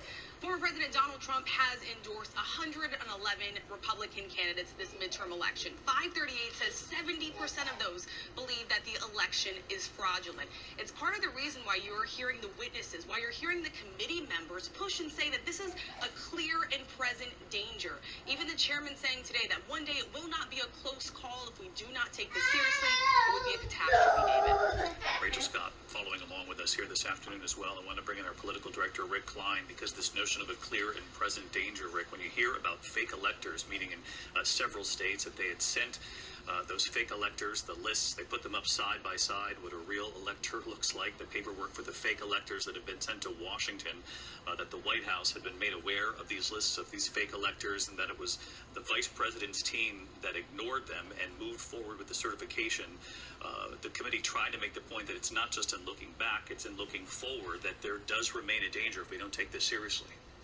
Yeah, so critical here. In fact, we learned of the apparent role by Senator Ron Johnson, senator from Wisconsin, who is up for re-election this year, in trying to get that list of apparently fake electors to Vice President Pence. And just today, David, there's voting in only 3 states. 13 candidates in those states believe in the big lie, believe that the last election was not legitimately decided. There's nearly 100 candidates like those, like Rachel was just describing, who are now populating the ballot for the fall already. So yes, there are going to be candidates campaigning for office this year saying that the last election was not legitimately decided, and saying that if there was another situation presented like the one that Donald Trump pursued through these channels just a few years ago, that they would act to overturn the election. They would act to intervene in ways that Donald Trump could not get local officials to do this time around. Rick Kleiner, thanks to you. Rick brings up Ron Johnson, who wanted to send those fake electors from Wisconsin and Michigan to get those lists to Washington. Let's go back to the committee room. The committee will be in order. President Trump's pressure campaign against state officials existed in all the key battleground states that he lost. But the former president had a particular obsession with Georgia. Here is the president on the afternoon of January 6th. Georgia turned blue. Attorney General warned him that the claims you are about to hear are patently false. You should find those votes. They should absolutely find that. Just over 11,000 votes, that's all we need. They defrauded us out of a win in Georgia, and we're not going to forget it. So the state of Georgia is where we will turn our attention to next. I want to emphasize that our investigation into these issues is still ongoing. As I stated in our last hearing, if you have relevant information or documentary evidence to share with the Select Committee, we welcome your cooperation. But we will share some of our findings with you today. Secretary Raffensperger, thank you for being Good luck trying to get, Trumpers to give evidence. All they're going to say is, oh, we believe that there's been fraud. That they won't, supply evidence of it. It's just their thought. As a self-described conservative Republican, their delusion that it's real. Fair to say that you wanted President Trump to win the 2020 election? Yes, it is. Well, Secretary, many witnesses have told the Select Committee that Election Day, November 3rd, 2020, was a largely uneventful day in their home states. In spite of the challenges of conducting an election during a pandemic, you wrote in the Washington Post that the election was, quote, successful. Tell us, what was your impression of how Election Day had proceeded in Georgia? On Election Day in November, our election went remarkably smooth. In fact, we meet at the GEMA headquarters. That's the Georgia Energy Emergency Management Association meeting location, but we were following wait times in line. In the afternoon, our average wait time was 3 minutes statewide that we were recording for various precincts, and it actually got down to 2 minutes. And at the end of the day, we felt that we had a successful election from the standpoint of the administration and the operation of the election. Thank you. The chair recognizes the gentleman from California, Mr. Schiff. Thank you, Mr. Chairman. Secretary Raffensperger, did Joe Biden win the 2020 presidential election in Georgia, and by what margin? President Biden carried the state of Georgia by approximately 12,000 votes. And Mr. Secretary, as I understand it, your office took several steps to ensure the accuracy of the vote count in Georgia, reviewing the vote count in at least 3 different ways. These steps included a machine recount, a forensic audit, and a full hand recount of every one of the 5 million ballots cast. Did these efforts, including a recount of literally every ballot cast in the state of Georgia, confirm the result? Yes, they did. We counted the ballots with the first tabulation would be scanned.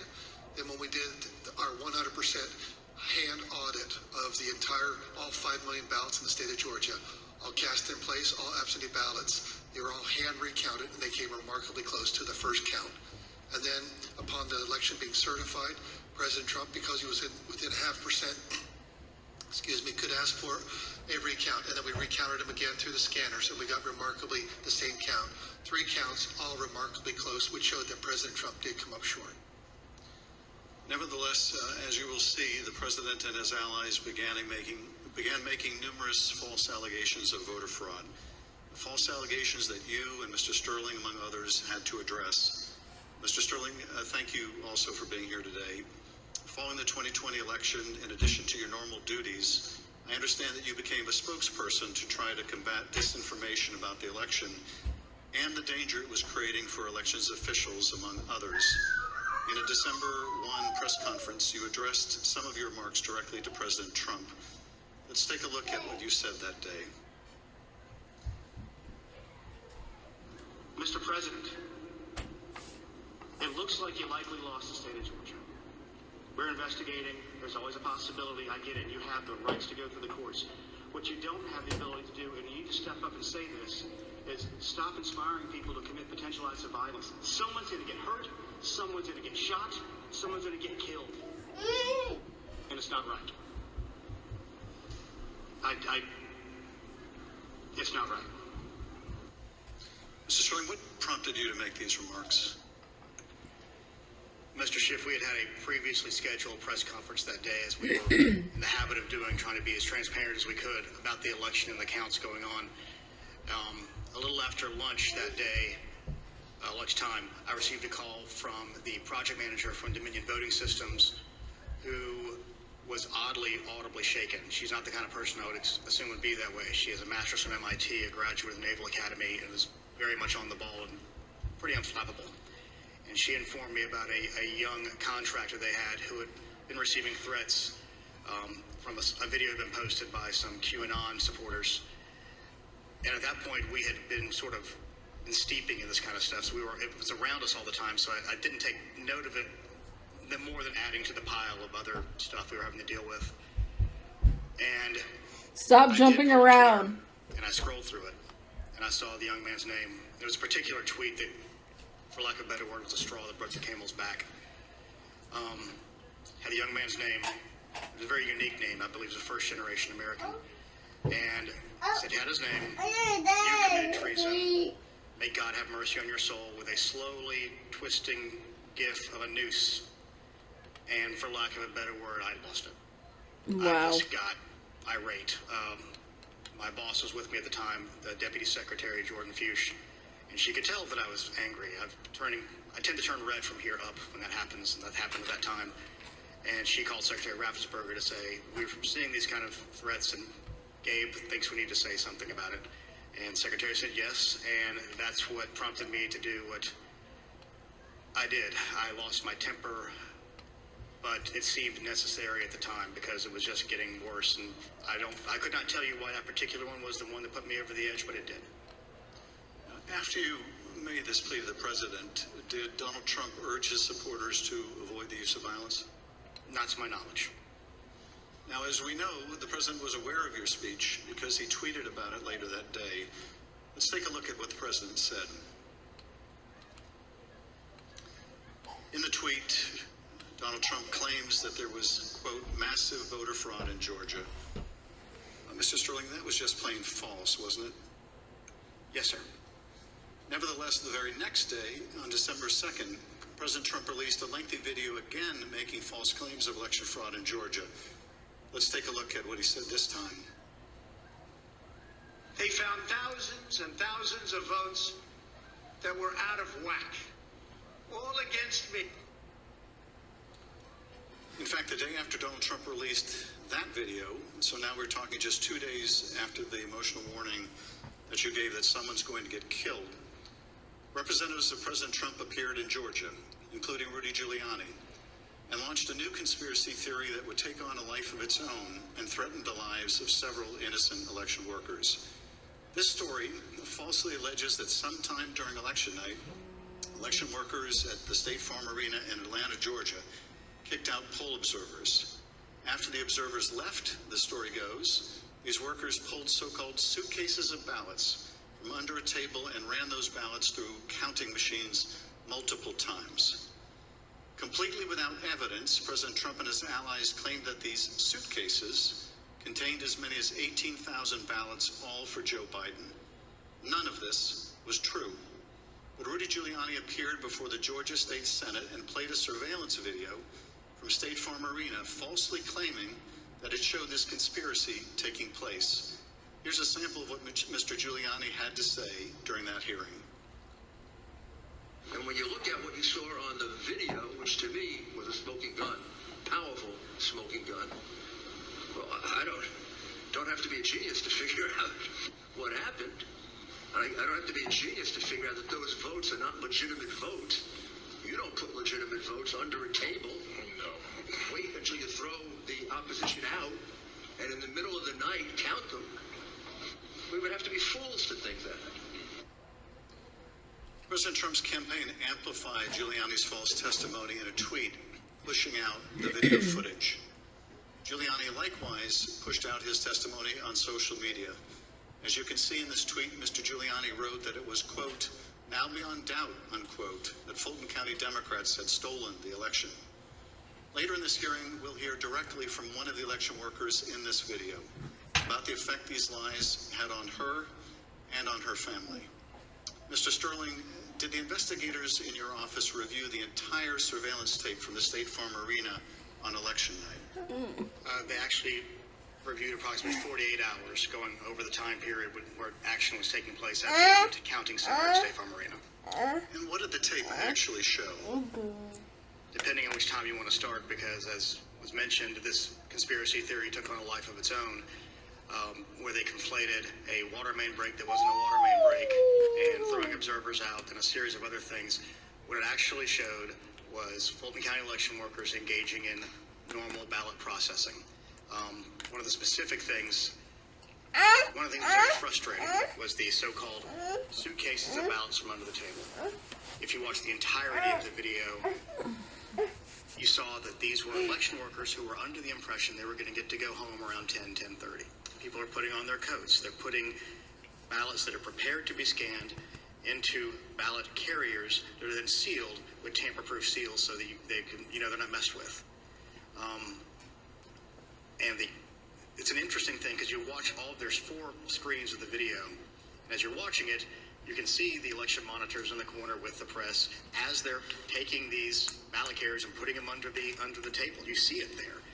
One of the other hidden ones, if you looked at the actual tape, was on the outside of the table, just from the camera angle. You couldn't see it originally. And this goes under the no good deed goes unpunished. We were told that we were at GMA, as the secretary pointed out, and we were told that it looked like they were shutting down the Fulton County counting. The secretary expressed some displeasure at that because we wanted to everybody keep counting so we could get to the results and know what was happening. So our elections director called their elections director, who was at another location because this was election day. There was 2 different places where ballot things were being done by the Fulton County office. So he called the elections director of Fulton, then called Ralph Jones, who was at the State Farm Arena, and said, "What the heck are you doing? Go ahead and stay." And as you watch the video itself, you see him take the phone call as people are putting things away and getting ready to leave. You can tell for about 15-20 seconds he does not want to tell these people they have to stay. He walks over, he thinks about it for a second, you see him come back to the corner of a desk and kind of slumps his shoulders and says, "Okay, y'all, we got to keep on counting." And then you see him take their coats off, get the ballots out, and then a secondary thing that you'll see on there is you'll have people who are counting ballots who a batch will go through, they will take them off and run that through again. Yeah. What happens there is a standard operating procedure. If there is a misscan, if there's a misalignment, if it doesn't read right, these are high-speed, high-capacity scanners.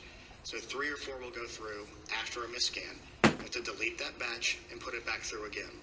And by going through the hand tally, as the secretary pointed out, we showed that if there have been multiple ballots scanned without a corresponding physical ballot, your counts would have been a lot higher than the ballots themselves. And by doing the hand tally, we saw 2 specific numbers that were met. The hand tally got us to a 0.1053% off of the total votes cast and 0.0099% on the margin. which is essentially dead on accurate. Most academic studies say on hand tally you'll have between 1% and 2%, but because we use ballot marking devices where it's very clear what the voter intended, it made it a lot easier for us to conduct that hand count and show that none of that was true. Now, I understand that when you reviewed these tapes and did the analysis, it disproved this conspiracy theory. But you still had to take a lot of steps to try to make sure the public knew the truth about these allegations. And you did frequent briefings for the press. Let's take a look at one of those press briefings, Mr. Sterling, that you held on December 7th to make the point that you just did today. Move on to what I'm going to call Disinformation Monday. Out of the gate, many of y'all saw the videotape from State Farm Arena. I spent hours with our post-certified investigators. Justin Gray from WSB spent hours with us going over this video to explain to people that what you saw, the secret suitcases with magic ballots, were actually ballots that had been packed into those absentee ballot carriers by the workers in plain view of the monitors and the press. And what's really frustrating... The only sad thing is I think that Trump told, I could be wrong, correct me if I'm wrong, but I think Trump told his supporters and voters that mail-in ballots aren't real, like they shouldn't be counted as legit.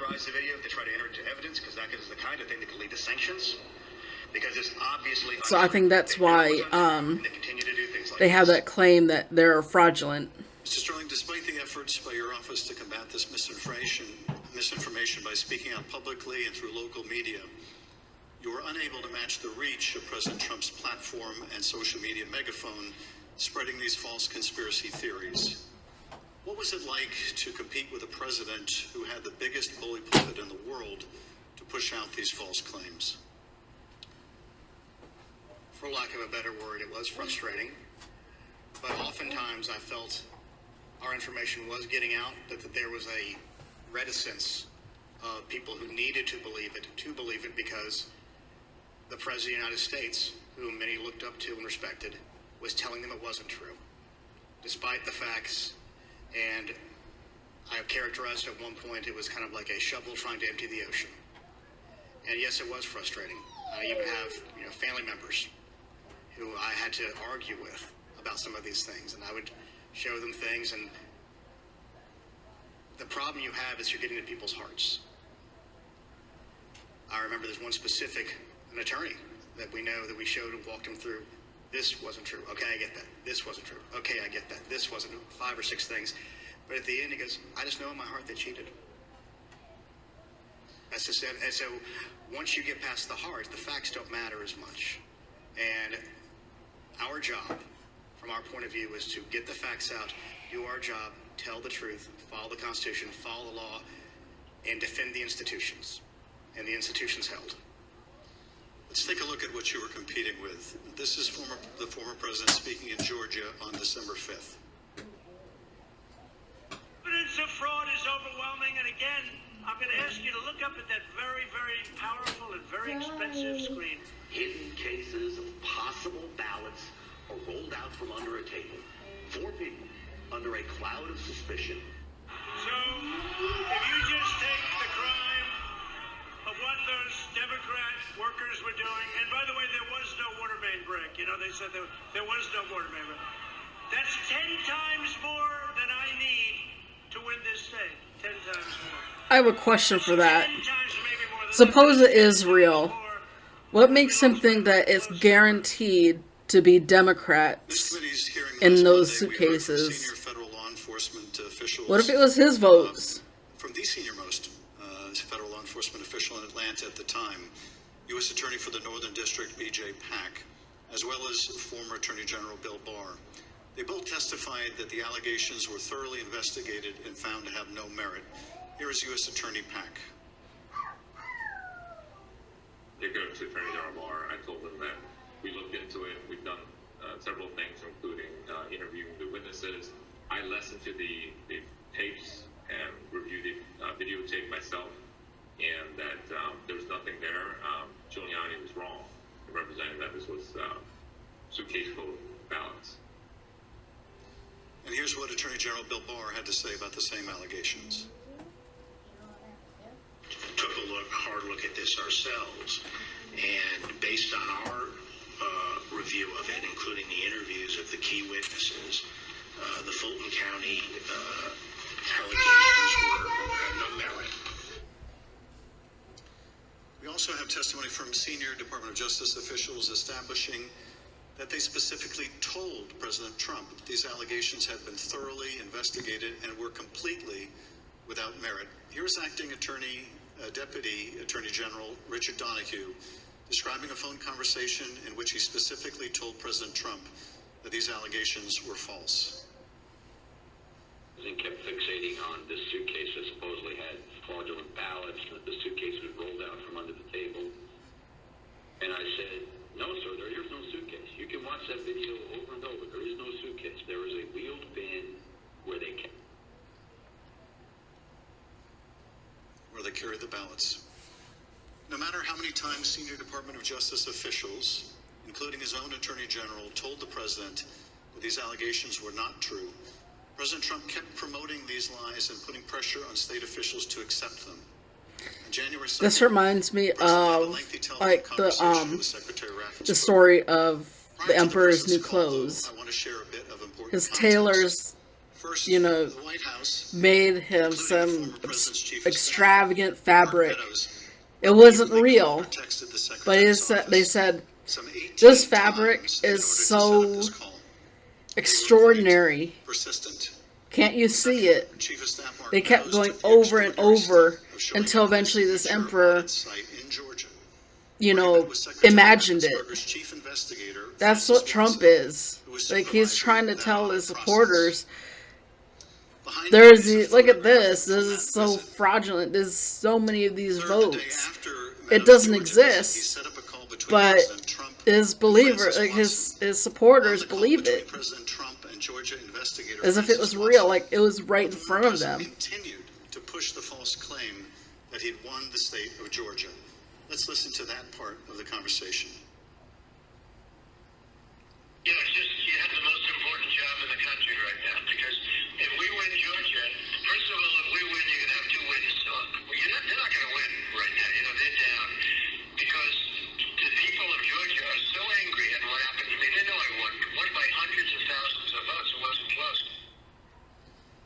And in this next clip, he told the state law enforcement official that she'd be praised if she found the right answer. You know, when the right answer comes out, you'll be praised. I mean, I don't know why, you know, they made it so hard. They will be praised. People will say, great, because that's what it's about, that ability to check and to make it right. Because everyone knows it's wrong. There's just no way. No. Get down. Mr. Raffensperger, I know you were on this. No. I've listened to. President Trump didn't win by hundreds of thousands of No votes hitting. in Georgia, did he? No, he did not. I've been traveling through the state of Georgia for a year now. Simply put, in a nutshell, what happened in fall of 2020 is that 28,000 Georgians skipped the presidential race, and yet they voted down ballot in other races. And the Republican congressman ended up getting 33,000 more votes than President Trump. And that's why President Trump came up short. Thank you, Mr. Secretary. The president on this call doesn't stop here. Let's listen to another part of the conversation between Not right President now. Trump and Ms. Watson. Anyway, but whatever you can do, Francis, it would be, it's a great thing. It's an important thing for the country. It's so important. You have no idea it's so important. Well, and I very much appreciate it. Whatever you can do, Francis.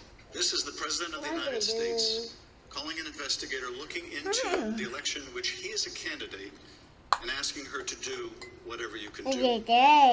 Mr. Secretary, you placed this call to your chief investigator on September 23rd, 2020. The Select Committee has received text messages indicating that Mark Meadows wanted to send some of the investigators in her office, in the words of one White House aide, a shitload of POTUS stuff, including coins, special autographed MAGA hats, etc. White House staff intervened to make sure that didn't happen. It was clear at the time of this call that the former president had his sights set on January 6th. Listen to this portion when he told Francis Watson about a very important date.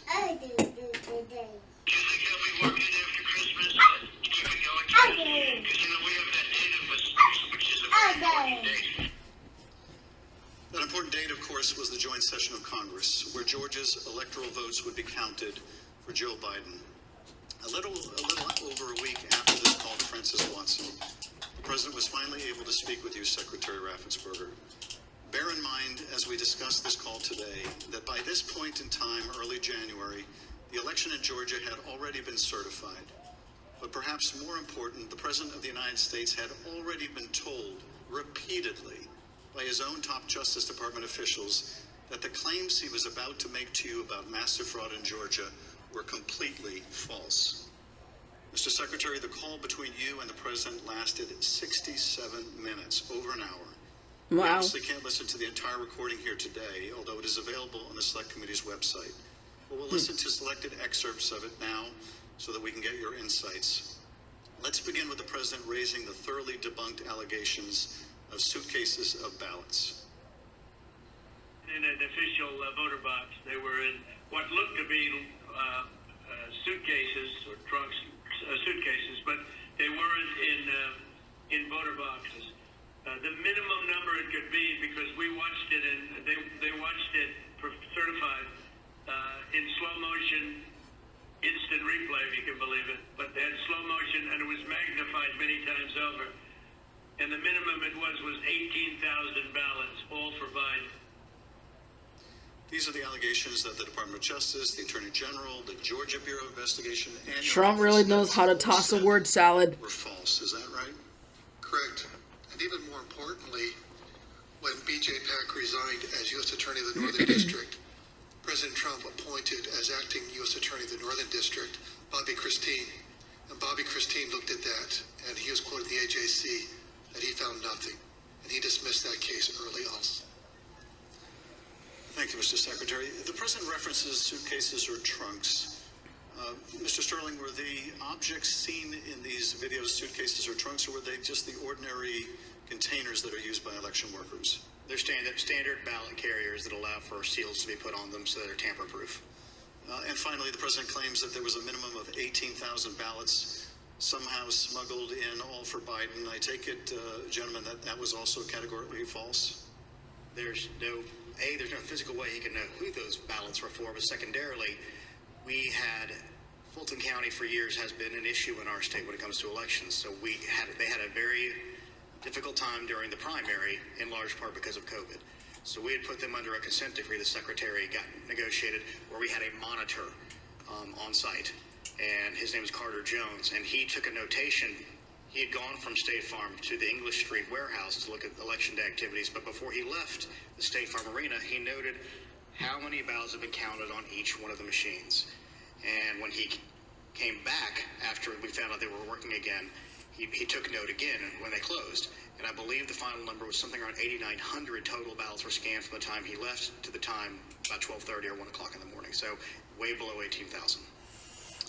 Let's play the next clip. I heard it was close. I said, there's no way. But they dropped a lot of votes in there late at night. You know that, Brad. Mr. Secretary, did somebody drop a lot of votes there late at night? No. I believe that the President was referring to some of the counties when they would upload, but the ballots had all been accepted. It had to be accepted by state law by 7 p.m. So there were no additional ballots accepted after 7 Okay, so it's 7, not midnight. Let's play the next clip in which the President makes claims about I don't know if it depends on state or what. The other thing, dead people. So dead people voted, and I think the number is in the close to 5,000 people. And they went to obituaries, they went to all sorts of methods to come up with an accurate number, and a minimum is close to about 5,000 voters. So, Secretary, did your office investigate whether those allegations were accurate? Did 5,000 dead people in Georgia vote? No, it's not accurate. Actually, in their lawsuits, they alleged 10,315 dead people. We found 2 dead people when I wrote my letter to Congress. That's dated January 6th. And subsequent to that, we found 2 more. That's 1, 2, 3, 4 people, not 4,000, but just a total of 4, not 10,000, not 5,000. Let's play the next clip. And there's nothing wrong with saying that, you know, that you've recalculated, because the 2,236 and absentee ballots, I mean, they're all exact numbers that were done by accounting firms, law firms, etc. And even if you cut them in half, and cut them in half again, it's more votes than we need. Mr. Secretary, is there any way that you could have lawfully changed the result in the state of Georgia and somehow explained it away as a recalculation? No, the numbers are the numbers. The numbers don't lie. We had many allegations, and we investigated every single one of them. In fact, I challenged my team, did we miss anything? They said that there was over 66,000 underage voters. We found that there's actually 0. You can register to vote in Georgia. When you're 17 and a half, you have to be 18 by election day. We checked that out, every single voter. They said that there was 2,423 non-registered voters. There was 0. They said that there was 2,056 felons. We identified less than 74 or less that were actually still in felony sentence.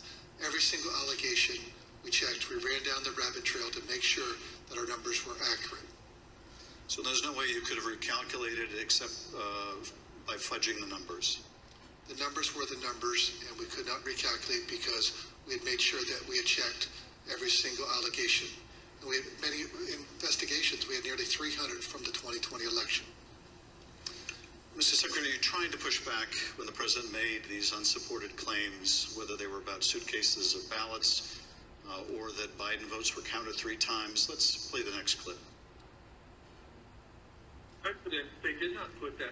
We did an audit of that, and we proved conclusively that they were not scanned 3 times. Yes, Mr. President, we'll send you the link from WSB that does. I don't care about a link. I don't need it. I have a much better link. You told the president you would send him a link from WSB, which I understand is a local television station that had a unedited video from the State Farm Arena. But the president wasn't interested in that. He said he had a much better link. Mr. Secretary, at the time that you were on the call with the president, as we have shown, both the FBI and the Georgia Bureau of Investigation have proven these claims to be nonsense. And you told him about these investigations on the phone. Let's listen to what President Trump had to say about the state and federal law enforcement officers who investigated these false claims. There's no way they could find. Then they're incompetent. They're either dishonest or incompetent. Okay, there's only 2 answers: dishonesty or incompetence. There's just no way. Look, there's no way. The president didn't stop at insinuating that law enforcement officers were either dishonest or incompetent. He went on to suggest that you could be subject to criminal liability for your role in the matter. Denial. Before I play that portion of the conversation, I'd like to show you something that the president retweeted a couple weeks before your call with him.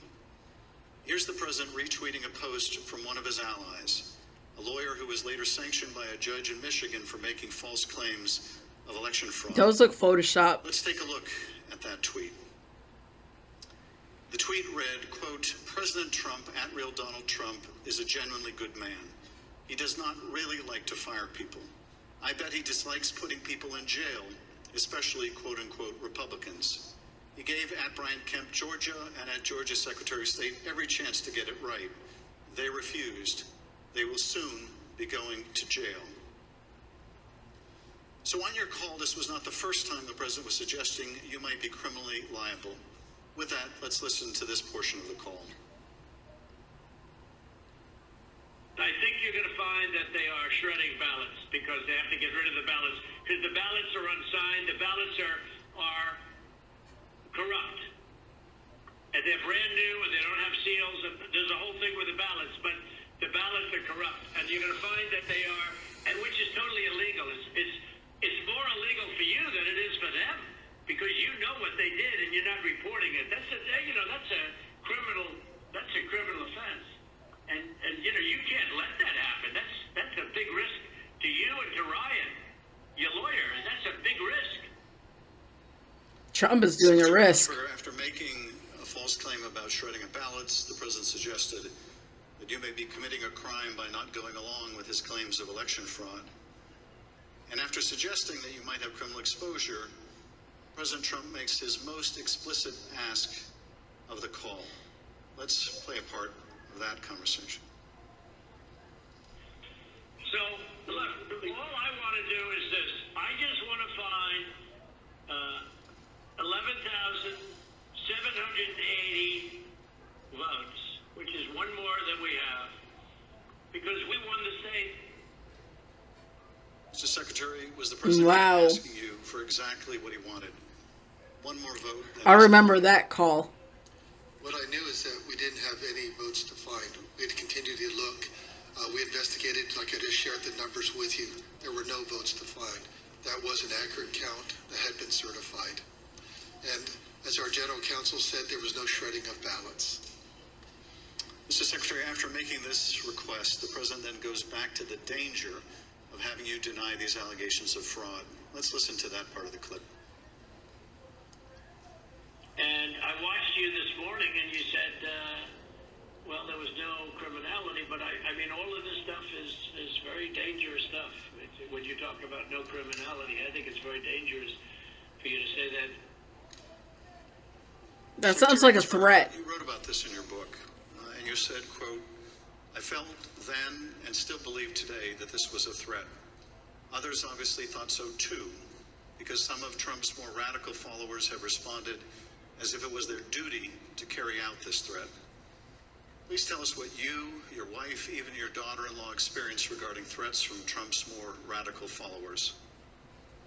Well, after the election, my email, my cell phone was doxxed, and so I was getting texts all over the country, and then eventually my wife started getting the text, and hers typically came Doxing is illegal. Texts which were discussed. I hope Trumpers know that. I understand that Trish and I, we met in high school. We've been married over 40 years now, and so they started going after her, I think, just to probably put pressure on me. Why don't you just quit, walk away? And so that happened. And then some people broke into my daughter-in-law's home. And my son has passed, and she's a widow, and she has 2 kids. And so we're very concerned about her safety also. And Mr. Secretary, why didn't you just quit and walk away? Because I knew that we had followed the law, we had followed the Constitution. And I think sometimes moments require you to stand up and just take the shots. You're doing your job. And that's all we did. You know, we just followed the law, we followed the Constitution. And at the end of the day, President Trump came up short. But I had to be faithful to the Constitution. And that's what I swore an oath to do. During the remainder of the call, the former president continued to press you to find the remaining votes that would ensure his victory in Georgia.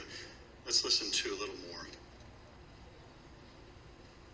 Why wouldn't you want to find the right answer, Brad, instead of keep saying that the numbers are right? So look, can you get together tomorrow? And Brad, we just want the truth. It's simple. Trump can't handle the truth. And everyone's going to look very good if the truth comes out. It's okay. It takes a little while, but let the truth come out. And the real truth is I won by 400,000 votes, at least. So what are we going to do here, folks? I only need 11,000 votes. Fellas, I need 11,000 votes. Give me a break. Too bad he didn't get it. 4 days after the president's call to Secretary Raffensperger was January 6th. The president whipped up the crowd in front of the ellipse, once again promoting the allegation that Secretary Raffensperger, the president's own attorney general, had told him was false. Here he is on the ellipse. In Fulton County, Republican poll watchers were ejected, in some cases physically, from the room under the false pretense of a pipe burst, water main burst, everybody leave, which we now know was a total lie. Then election officials pulled boxes, Democrats, and suitcases of ballots out from under a table. You all saw it on television, totally fraudulent, and illegally scanned them for nearly 2 hours, totally unsupervised. Tens of thousands of votes. This act coincided with a mysterious vote dump of up to 100,000 votes for Joe Biden, almost none for Trump. Oh, that sounds fair. That was at 1:34 a.m. Mr. Secretary, Mr. Sterling, I want to thank you for your service to the state of Georgia and to the country. Speaker Bowers, likewise, I want to thank you for your service to the state of Arizona and to the country. You have served not only your home states, but our nation and our democracy. Mr. Chairman, I yield back. Thank you, Mr. Schiff. I thank the witnesses for joining us today. You're now dismissed.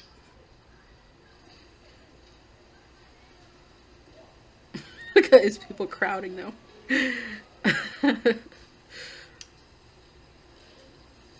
They had to move the camera. But seriously, I hope their families are going to be safe. Especially since they testified. Like,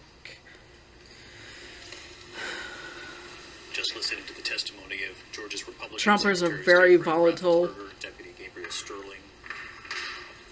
We had heard much from them already, the pressure in the days and weeks after the election, but testifying before the country today, we could hear more of the telephone call, a lot more of it, the pressure from the former president on the Secretary of State there. We also heard about the threats that came afterward, the threats on him and his wife in particular. He said some of the messages had been sexualized, he said, which were particularly offensive. They've been married and have been married for more than 40 years. He suggested those kinds of texts were meant to try to get him just to quit his job. But he talked about standing up and just doing his job. We're now going to hear from an election worker who's expected to testify about the pressure and the threats she and her mother received. They counted ballots in 2020, and they also counted ballots in 2016. She has said she takes great pride in the job that they I did. now welcome our final witness this afternoon. Let's listen. Andrea Shea Moss. Ms. Moss worked in the Department of Registration and Elections, Fulton County, Georgia, from 2017 until 2022. In that job, Ms. Moss handled voter applications and absentee ballot requests, and also helped to process the vote count for several elections. In December 2020, Ms. Moss and her mother, Ms. Ruby Freeman, became the target of nasty lies spread by President Trump and his allies as they sought to overturn the election results in Georgia. Ms. Moss and her mother, Ms. Freeman, are two of the unsung heroes in this country, doing the hard work of keeping our democracy functioning for every American. Ms. Moss, welcome. Thank you for your service, and I thank you for being here today. I will now swear you in. Please stand.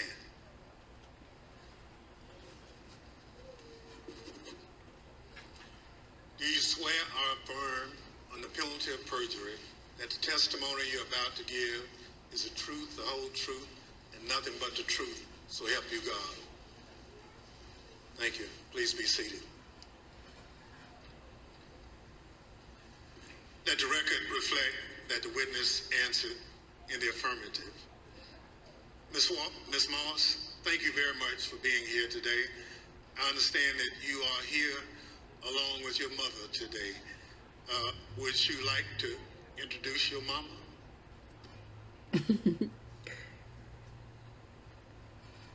Hi, Mom. Ms. Moss, today we'll be asking you about some of the threats that you received following the 2020 election. Since you've been an election worker for over 10 years, I want to ask you, in your decade of service, had you ever experienced threats like these before?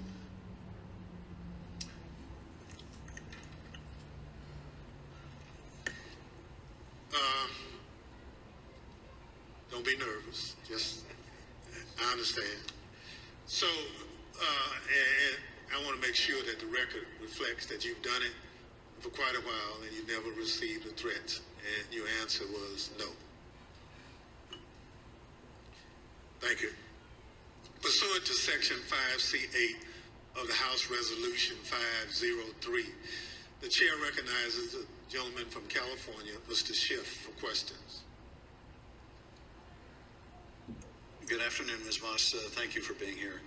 I understand that you were employed by the Fulton County Registration and Elections Department for more than 10 years, and I understand that you love that job. Please tell us what made you so fond of the work that you did.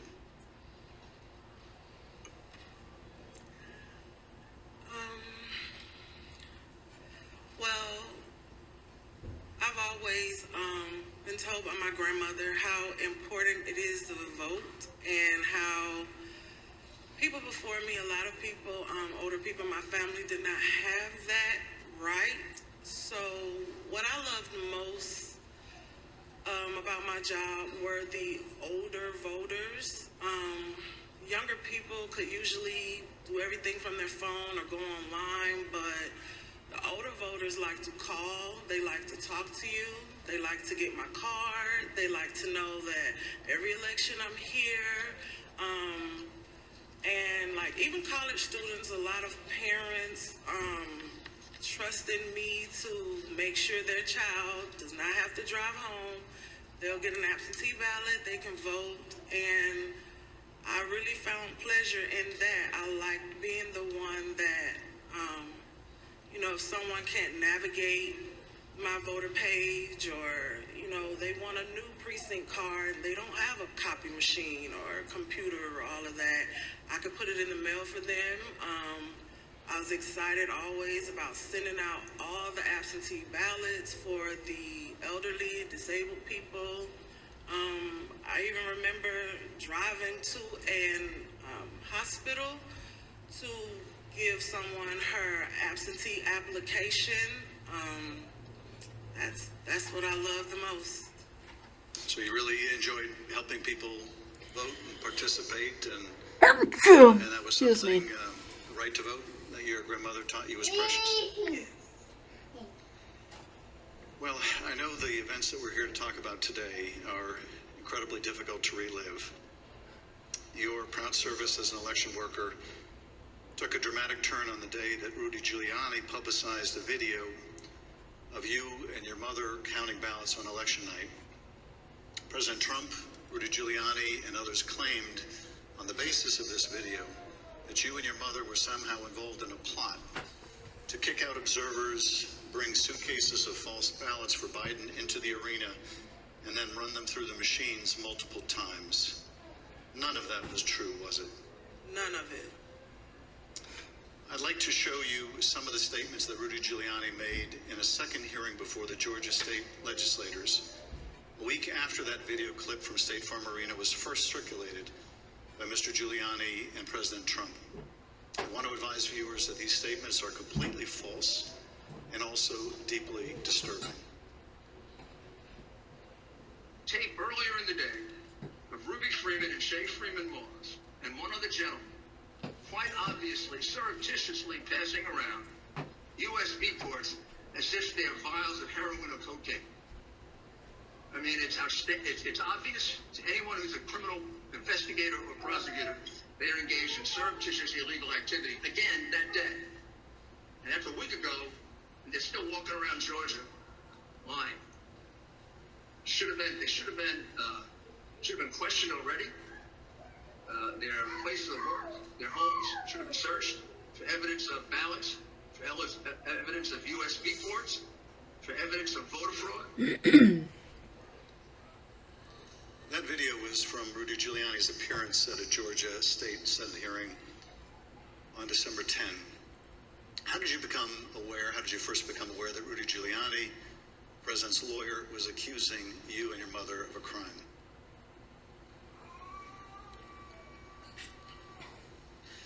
I was at work, like always, and the former chief, Mr. Jones, asked me to come to his office, and when I went to his office, the former director, Mr. Barron, was in there, and they showed me a video on their computer.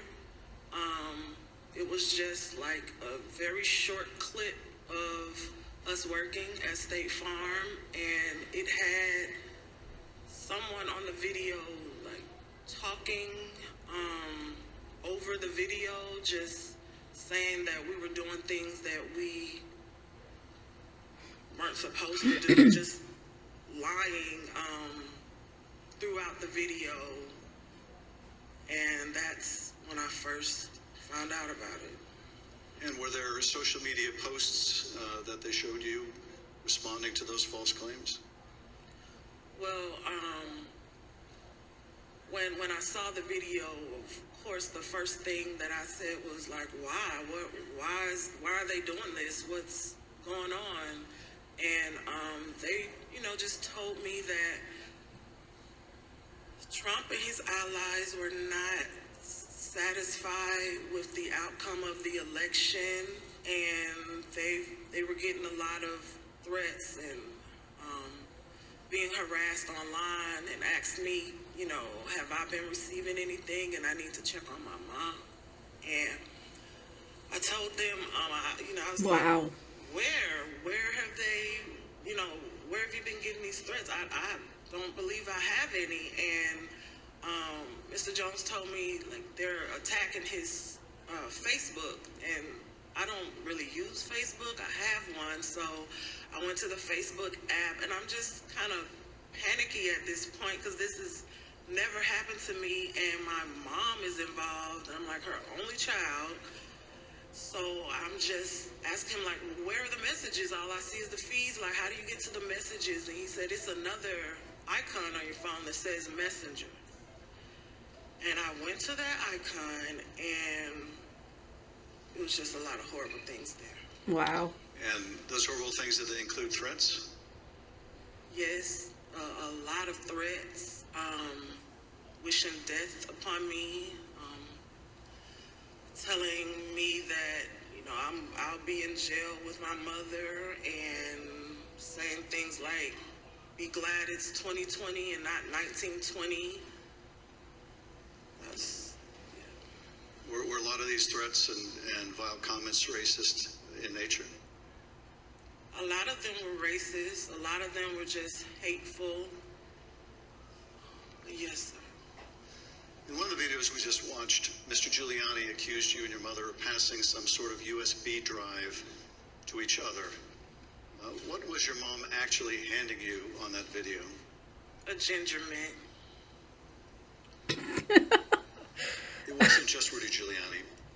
We heard President Trump make these false allegations repeatedly during his call with Secretary Raffensperger. Let's listen to a portion of what he had to say about you and your mother. We had at least 18,000, that's on tape. We had them counted very painstakingly, 18,000 voters having to do with Ruby Freeman. She's a vote scammer, a professional vote scammer and hustler. Donald Trump attacked you and your mother using her name 18 times on that call. 18 times.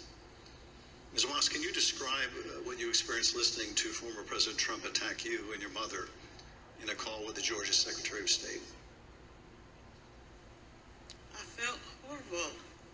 I felt like it was all my fault. Like, if I would have never decided to be an elections worker, like... Don't feel like that. On anything else, but that's what I decided to do. And now people are lying and spreading rumors and lies and attacking my mom. I'm her only child. Going to my grandmother's house. I'm her only grandchild. And my kid. It's just, I felt so bad. I just felt bad for my mom, and I felt horrible for picking this job and being the one that always wants to help and always there, never missing not one election. I just felt like it was my fault for putting my family in this situation.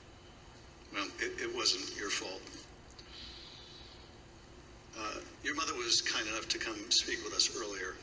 Let's listen to her story in her words. My name is Ruby Freeman. I've always believed that when God says that he'll make your name great, but this is not the way it was supposed to be. I could have never imagined the events presidential election 2020. For my entire professional life, I was Lady Ruby. My community in Georgia, where I was born and lived my whole life, knew me as Lady Ruby. I built my own business around that name, LaRuby's Unique Treasures. A pop-up shop catering to ladies with unique fashions. I wore a shirt that proudly proclaimed that I was, and I am, Lady Ruby. Actually, I had that shirt on. I had that shirt in every color. I wore that shirt on Election Day 2020. I haven't worn it since, and I'll never wear it again. Now I won't even introduce myself by my name anymore. I get nervous when I bump into someone I know in the grocery store who says my name. I'm worried about who's listening. I get nervous when I have to give my name for food orders. I'm always concerned of who's around me. I've lost my name, and I've lost my reputation. I've lost my sense of security, all because a group of people, starting with number 45 and his ally, Rudy Giuliani, decided to scapegoat me and my daughter, Shay, to push their own lies about how the presidential election was stolen. Ms. Moss, how has this experience of being targeted by the former president and his allies affected your life? It's turned my life upside down. I no longer give out my business card. I don't transfer calls. I don't want anyone knowing my name. I don't want to go anywhere with my mom because she might yell my name out over the grocery aisle or something. I don't go to the grocery store at all. I haven't been anywhere at all. I've gained about 60 pounds. I just don't do nothing anymore. I don't want to go anywhere. I second guess everything that I do. It's affected my life in a major way. In every way. All because of lies. For me doing my job. Same thing I've been doing forever.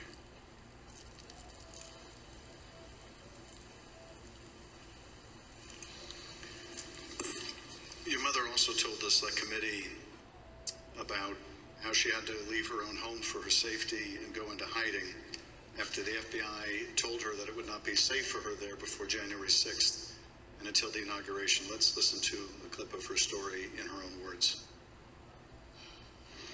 Around the week of January 6th, the FBI informed me that I needed to leave my home for safety.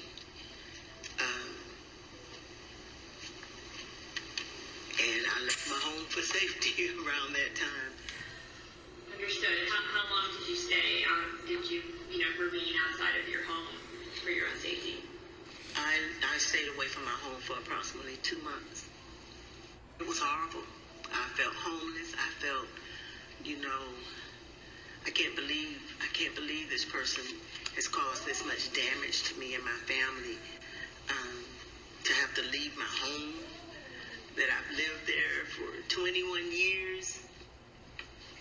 And, I'm having to have my neighbors watch out for me, and I have to go and stay with somebody. It was hard. It was horrible.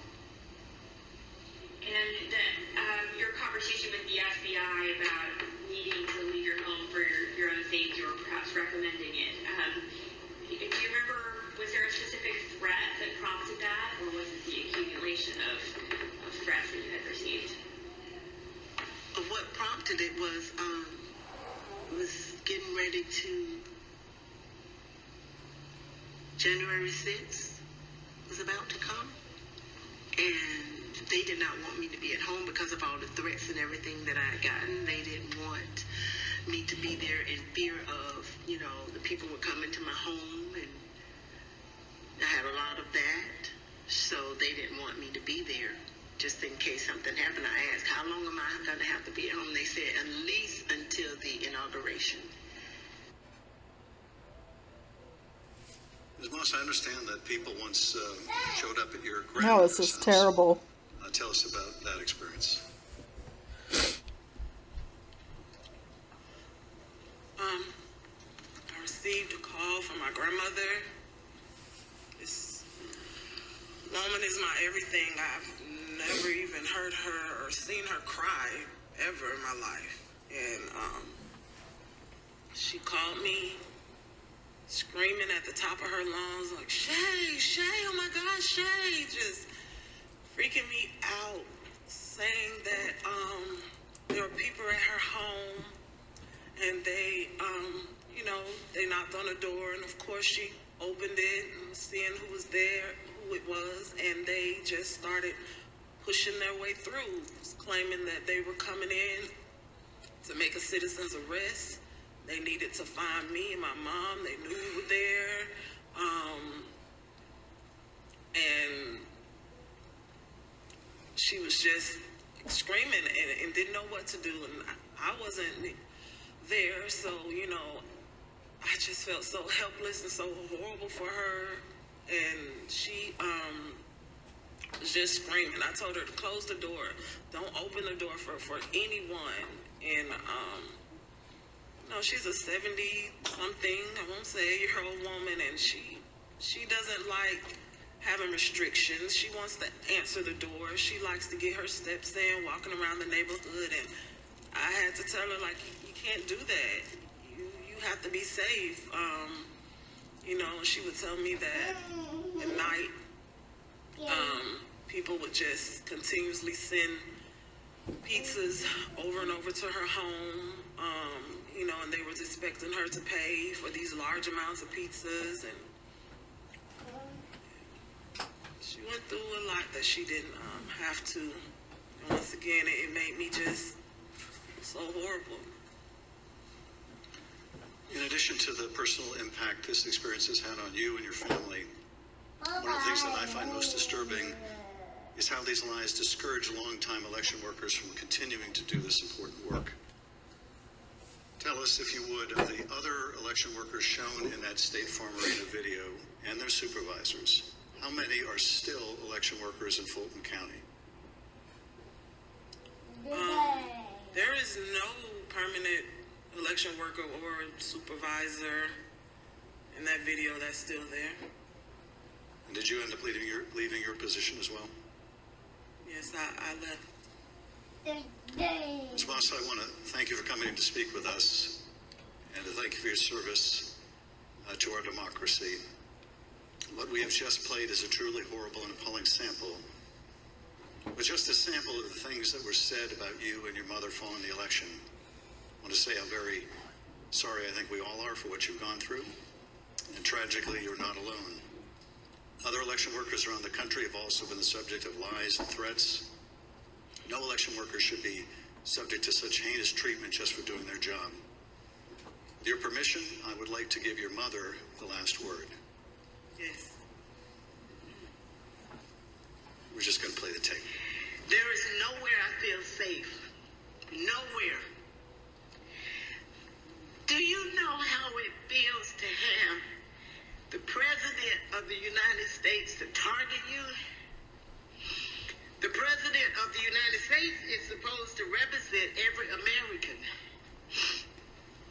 not to target one, but he targeted me, Lady Ruby, a small business owner, a mother, a proud American citizen who stand up to help Fulton County run an election in the middle of the pandemic. Thank you, Ms. Moss.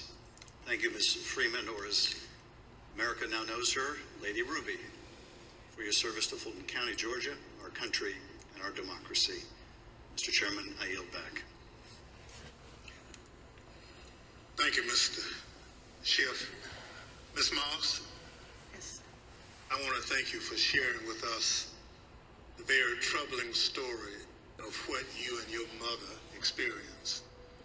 The harassment of election workers like you simply for doing your duty as public servants poses a threat to our democratic process.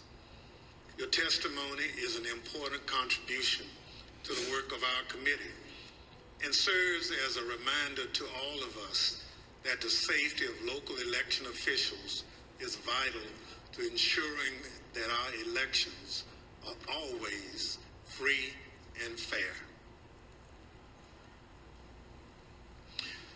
I want to thank our witness for joining us today.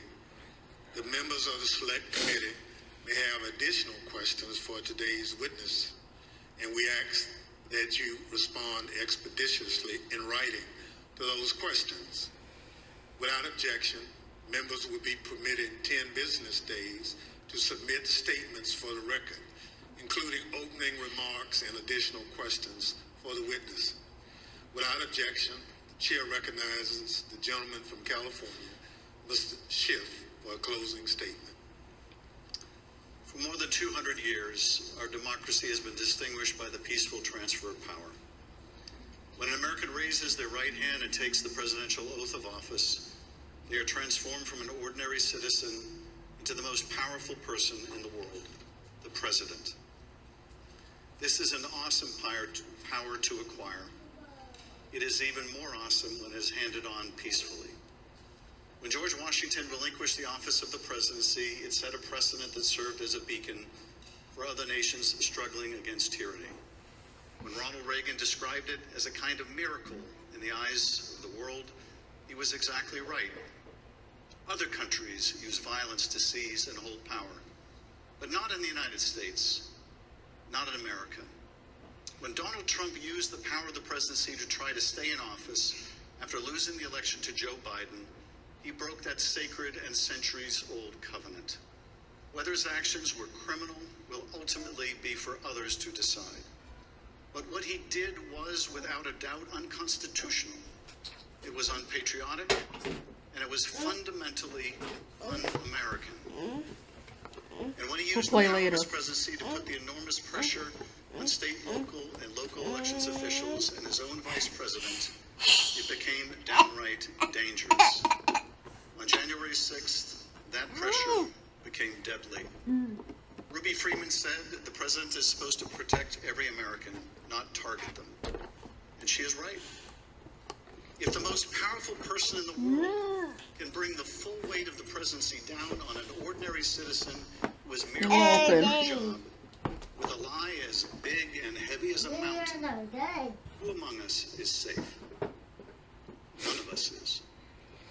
None of us. In city councils and town councils, on school boards and election boards, from the Congress to the courts, dedicated public servants are leaving their posts because of death threats to them and to their families. This is not who we are. It must not become who we are. Our democracy held because courageous people like those you heard from today put their oath to the Constitution above their loyalty to one man or to one party. The system held, but barely, and the question remains, will it hold again? If we are able to communicate anything during these hearings, I hope it is this. We have been blessed beyond measure to live in the world's greatest democracy. That is a legacy to be proud of and to cherish, but it is not one to be taken for granted. That we have lived in a democracy for more than 200 years does not mean we shall do so tomorrow. We must reject violence. We must embrace our Constitution with the reverence it deserves. Take our oath of office and duties as citizens seriously, informed by the knowledge of right and wrong, and armed with no more than the power of our ideas and the truth. Carry on this venerable experiment in self-governance. Thank you, Mr. Chairman, and I yield back. Without objection, the chair recognizes the gentlewoman from Wyoming, Ms. Cheney, for a closing statement. Thank you very much, Mr. Chairman. Lady Ruby and Shay, thank you for your courage. Thank you for your strength. Thank you for being here today. It means so much for everyone to hear your story, so thank you for that. We have had tremendous testimony today. We've been reminded that we're a nation of laws, and we've been reminded by you and by Speaker Bowers and Secretary of State Raffensperger, Mr. Sterling, that our institutions don't defend themselves. Calm down. And we're reminded that it takes public servants, it takes people who've made a commitment to our system, to defend our system. We also have been reminded what it means to take an oath under God and the Constitution. Calm down. What it means to defend the Constitution. And we were reminded by Speaker Bowers that our Constitution is indeed a divinely inspired document. And so it's been an honor to spend time with you and with our previous witnesses here today. To date, more than 30 witnesses called before this committee have not done what you've done, but have invoked their Fifth Amendment rights against self-incrimination. Roger Stone took the Fifth, General Michael Flynn took the Fifth, John Eastman took the Fifth. Others, like Steve Bannon and Peter Navarro, simply refused to comply with lawful subpoenas, and they have been indicted. Mark Meadows has hidden behind President Trump's claims of executive privilege and immunity from subpoenas. We're engaged now in litigation with Mr. Meadows. The American people in our hearings have heard from Bill Barr, Jeff Rosen, Richard Donahue, and many others who stood up and did what is right. And they will hear more of that testimony soon. The American people have not yet heard from Mr. Trump's former White House counsel, Pat Cipollone. Our committee is certain that Donald Trump does not want Mr. Cipollone to testify here.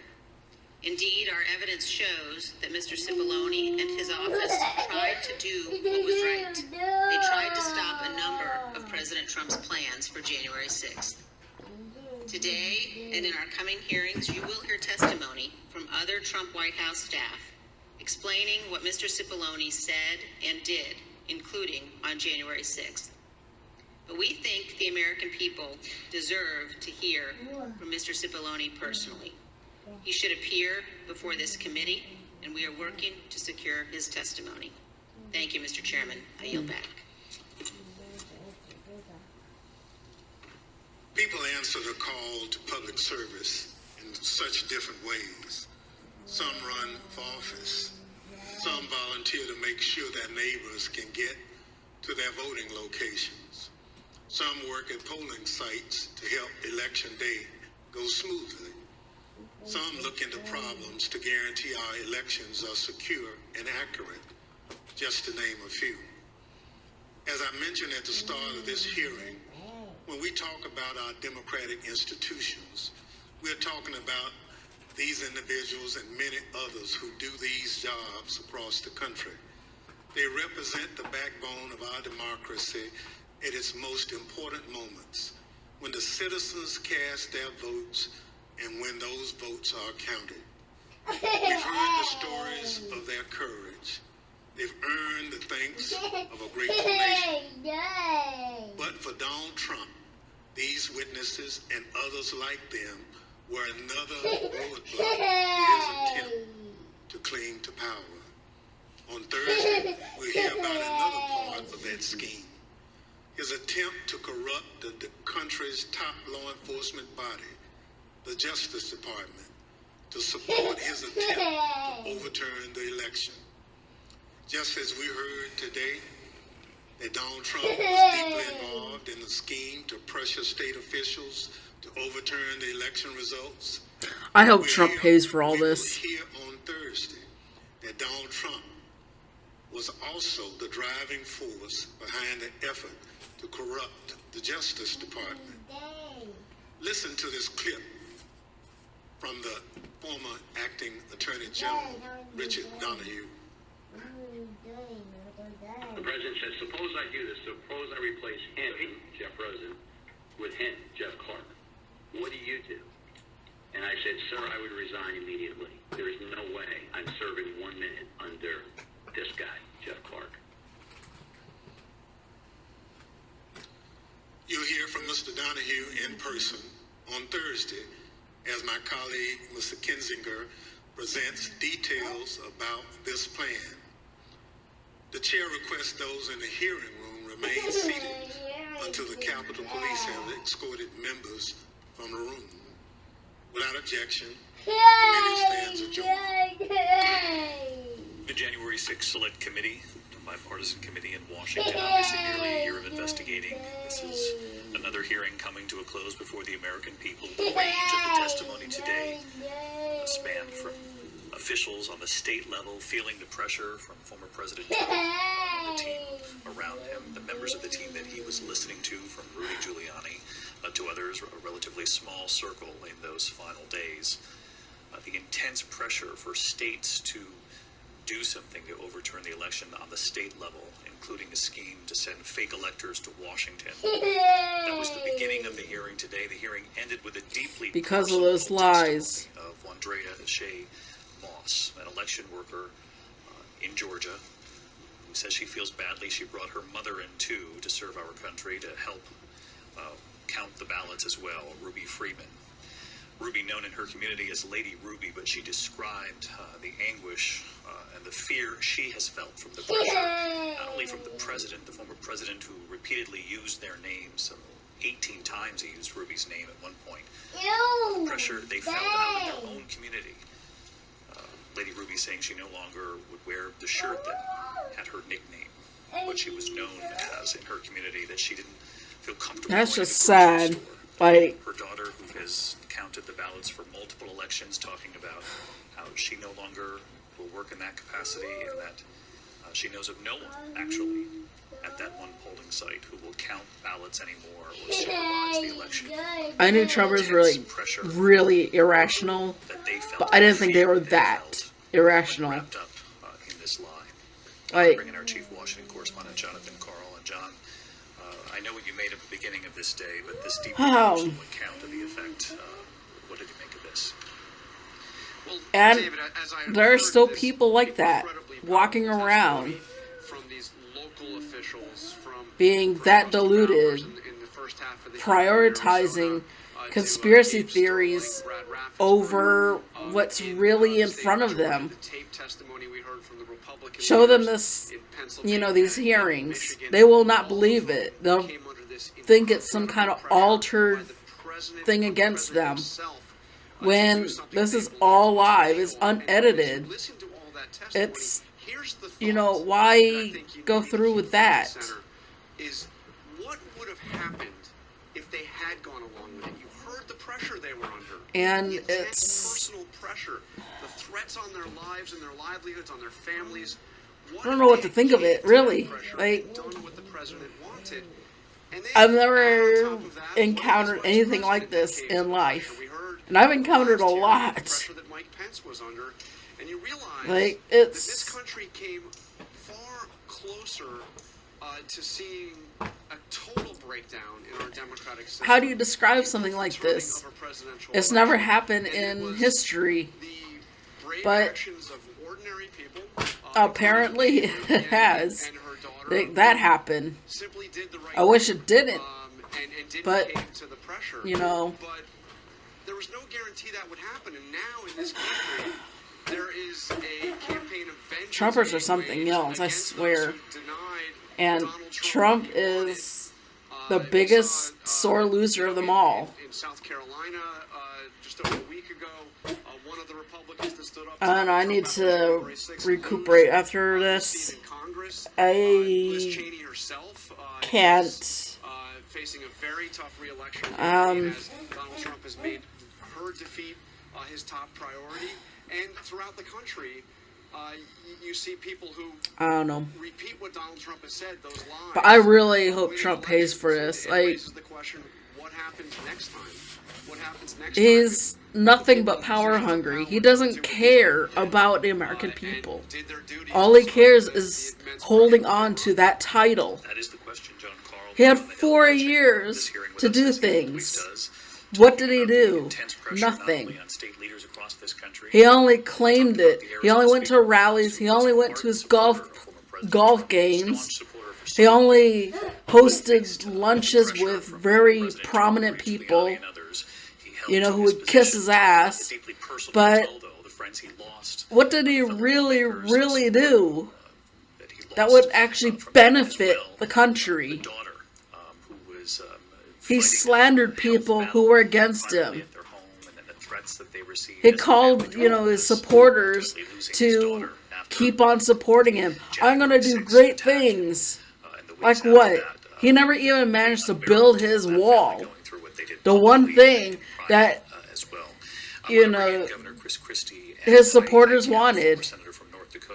He created problems and solved them, claiming that they've always existed and that, you know, he was the only one who could save it. Do you think that this is landing, particularly on a day like today when you hear You the know, Arizona speaker and then we hear seriously, what did he do that was original? He didn't even repeal the Affordable Care Act. He didn't even manage to do that. David, this is the thing. It's still around. Over time, especially with Republicans. You know, I think that Democrats obviously, in the main, have their point of view on and Trumpers eat it up like he's the best thing in the world. well before what was going on in the hearings. I know people who actually prioritize him than their own religious beliefs. More time as we go forward. It's an accumulation of weight, David. There's not one silver bullet piece of evidence that will convince someone and make them have an aha moment. But it is the accumulation I of all honestly feel sorry for Trumpers. that over time, I think, I can't bring myself to hate them, to seriously doubt but they're just a delusional fit of people.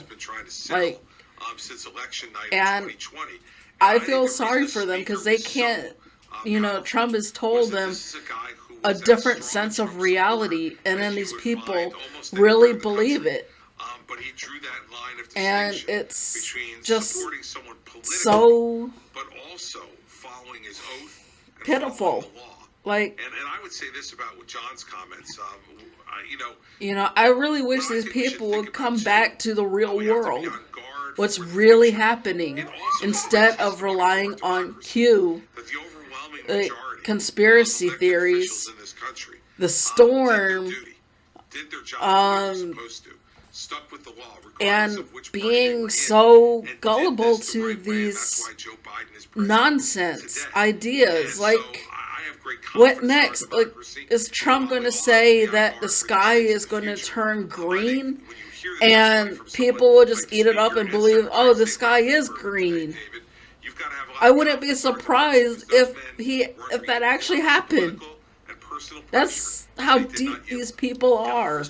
And it's sad to see that. On that point, you just heard Governor Christie say, obviously, Like, we live in these deeply polarizing times. Many in this country view this I don't committee know. as a partisan committee, though there are a couple of Republicans on the committee. But what do you make of that point from Governor Christie that it's the accumulation? I'll be back on Thursday with the hearing then. I think the question is whether the You know, majority of the Republicans who still say they I'll vote for see you Donald guys Trump feel the same later. after they hear how he literally Alright. ruined Lady Tune in next time.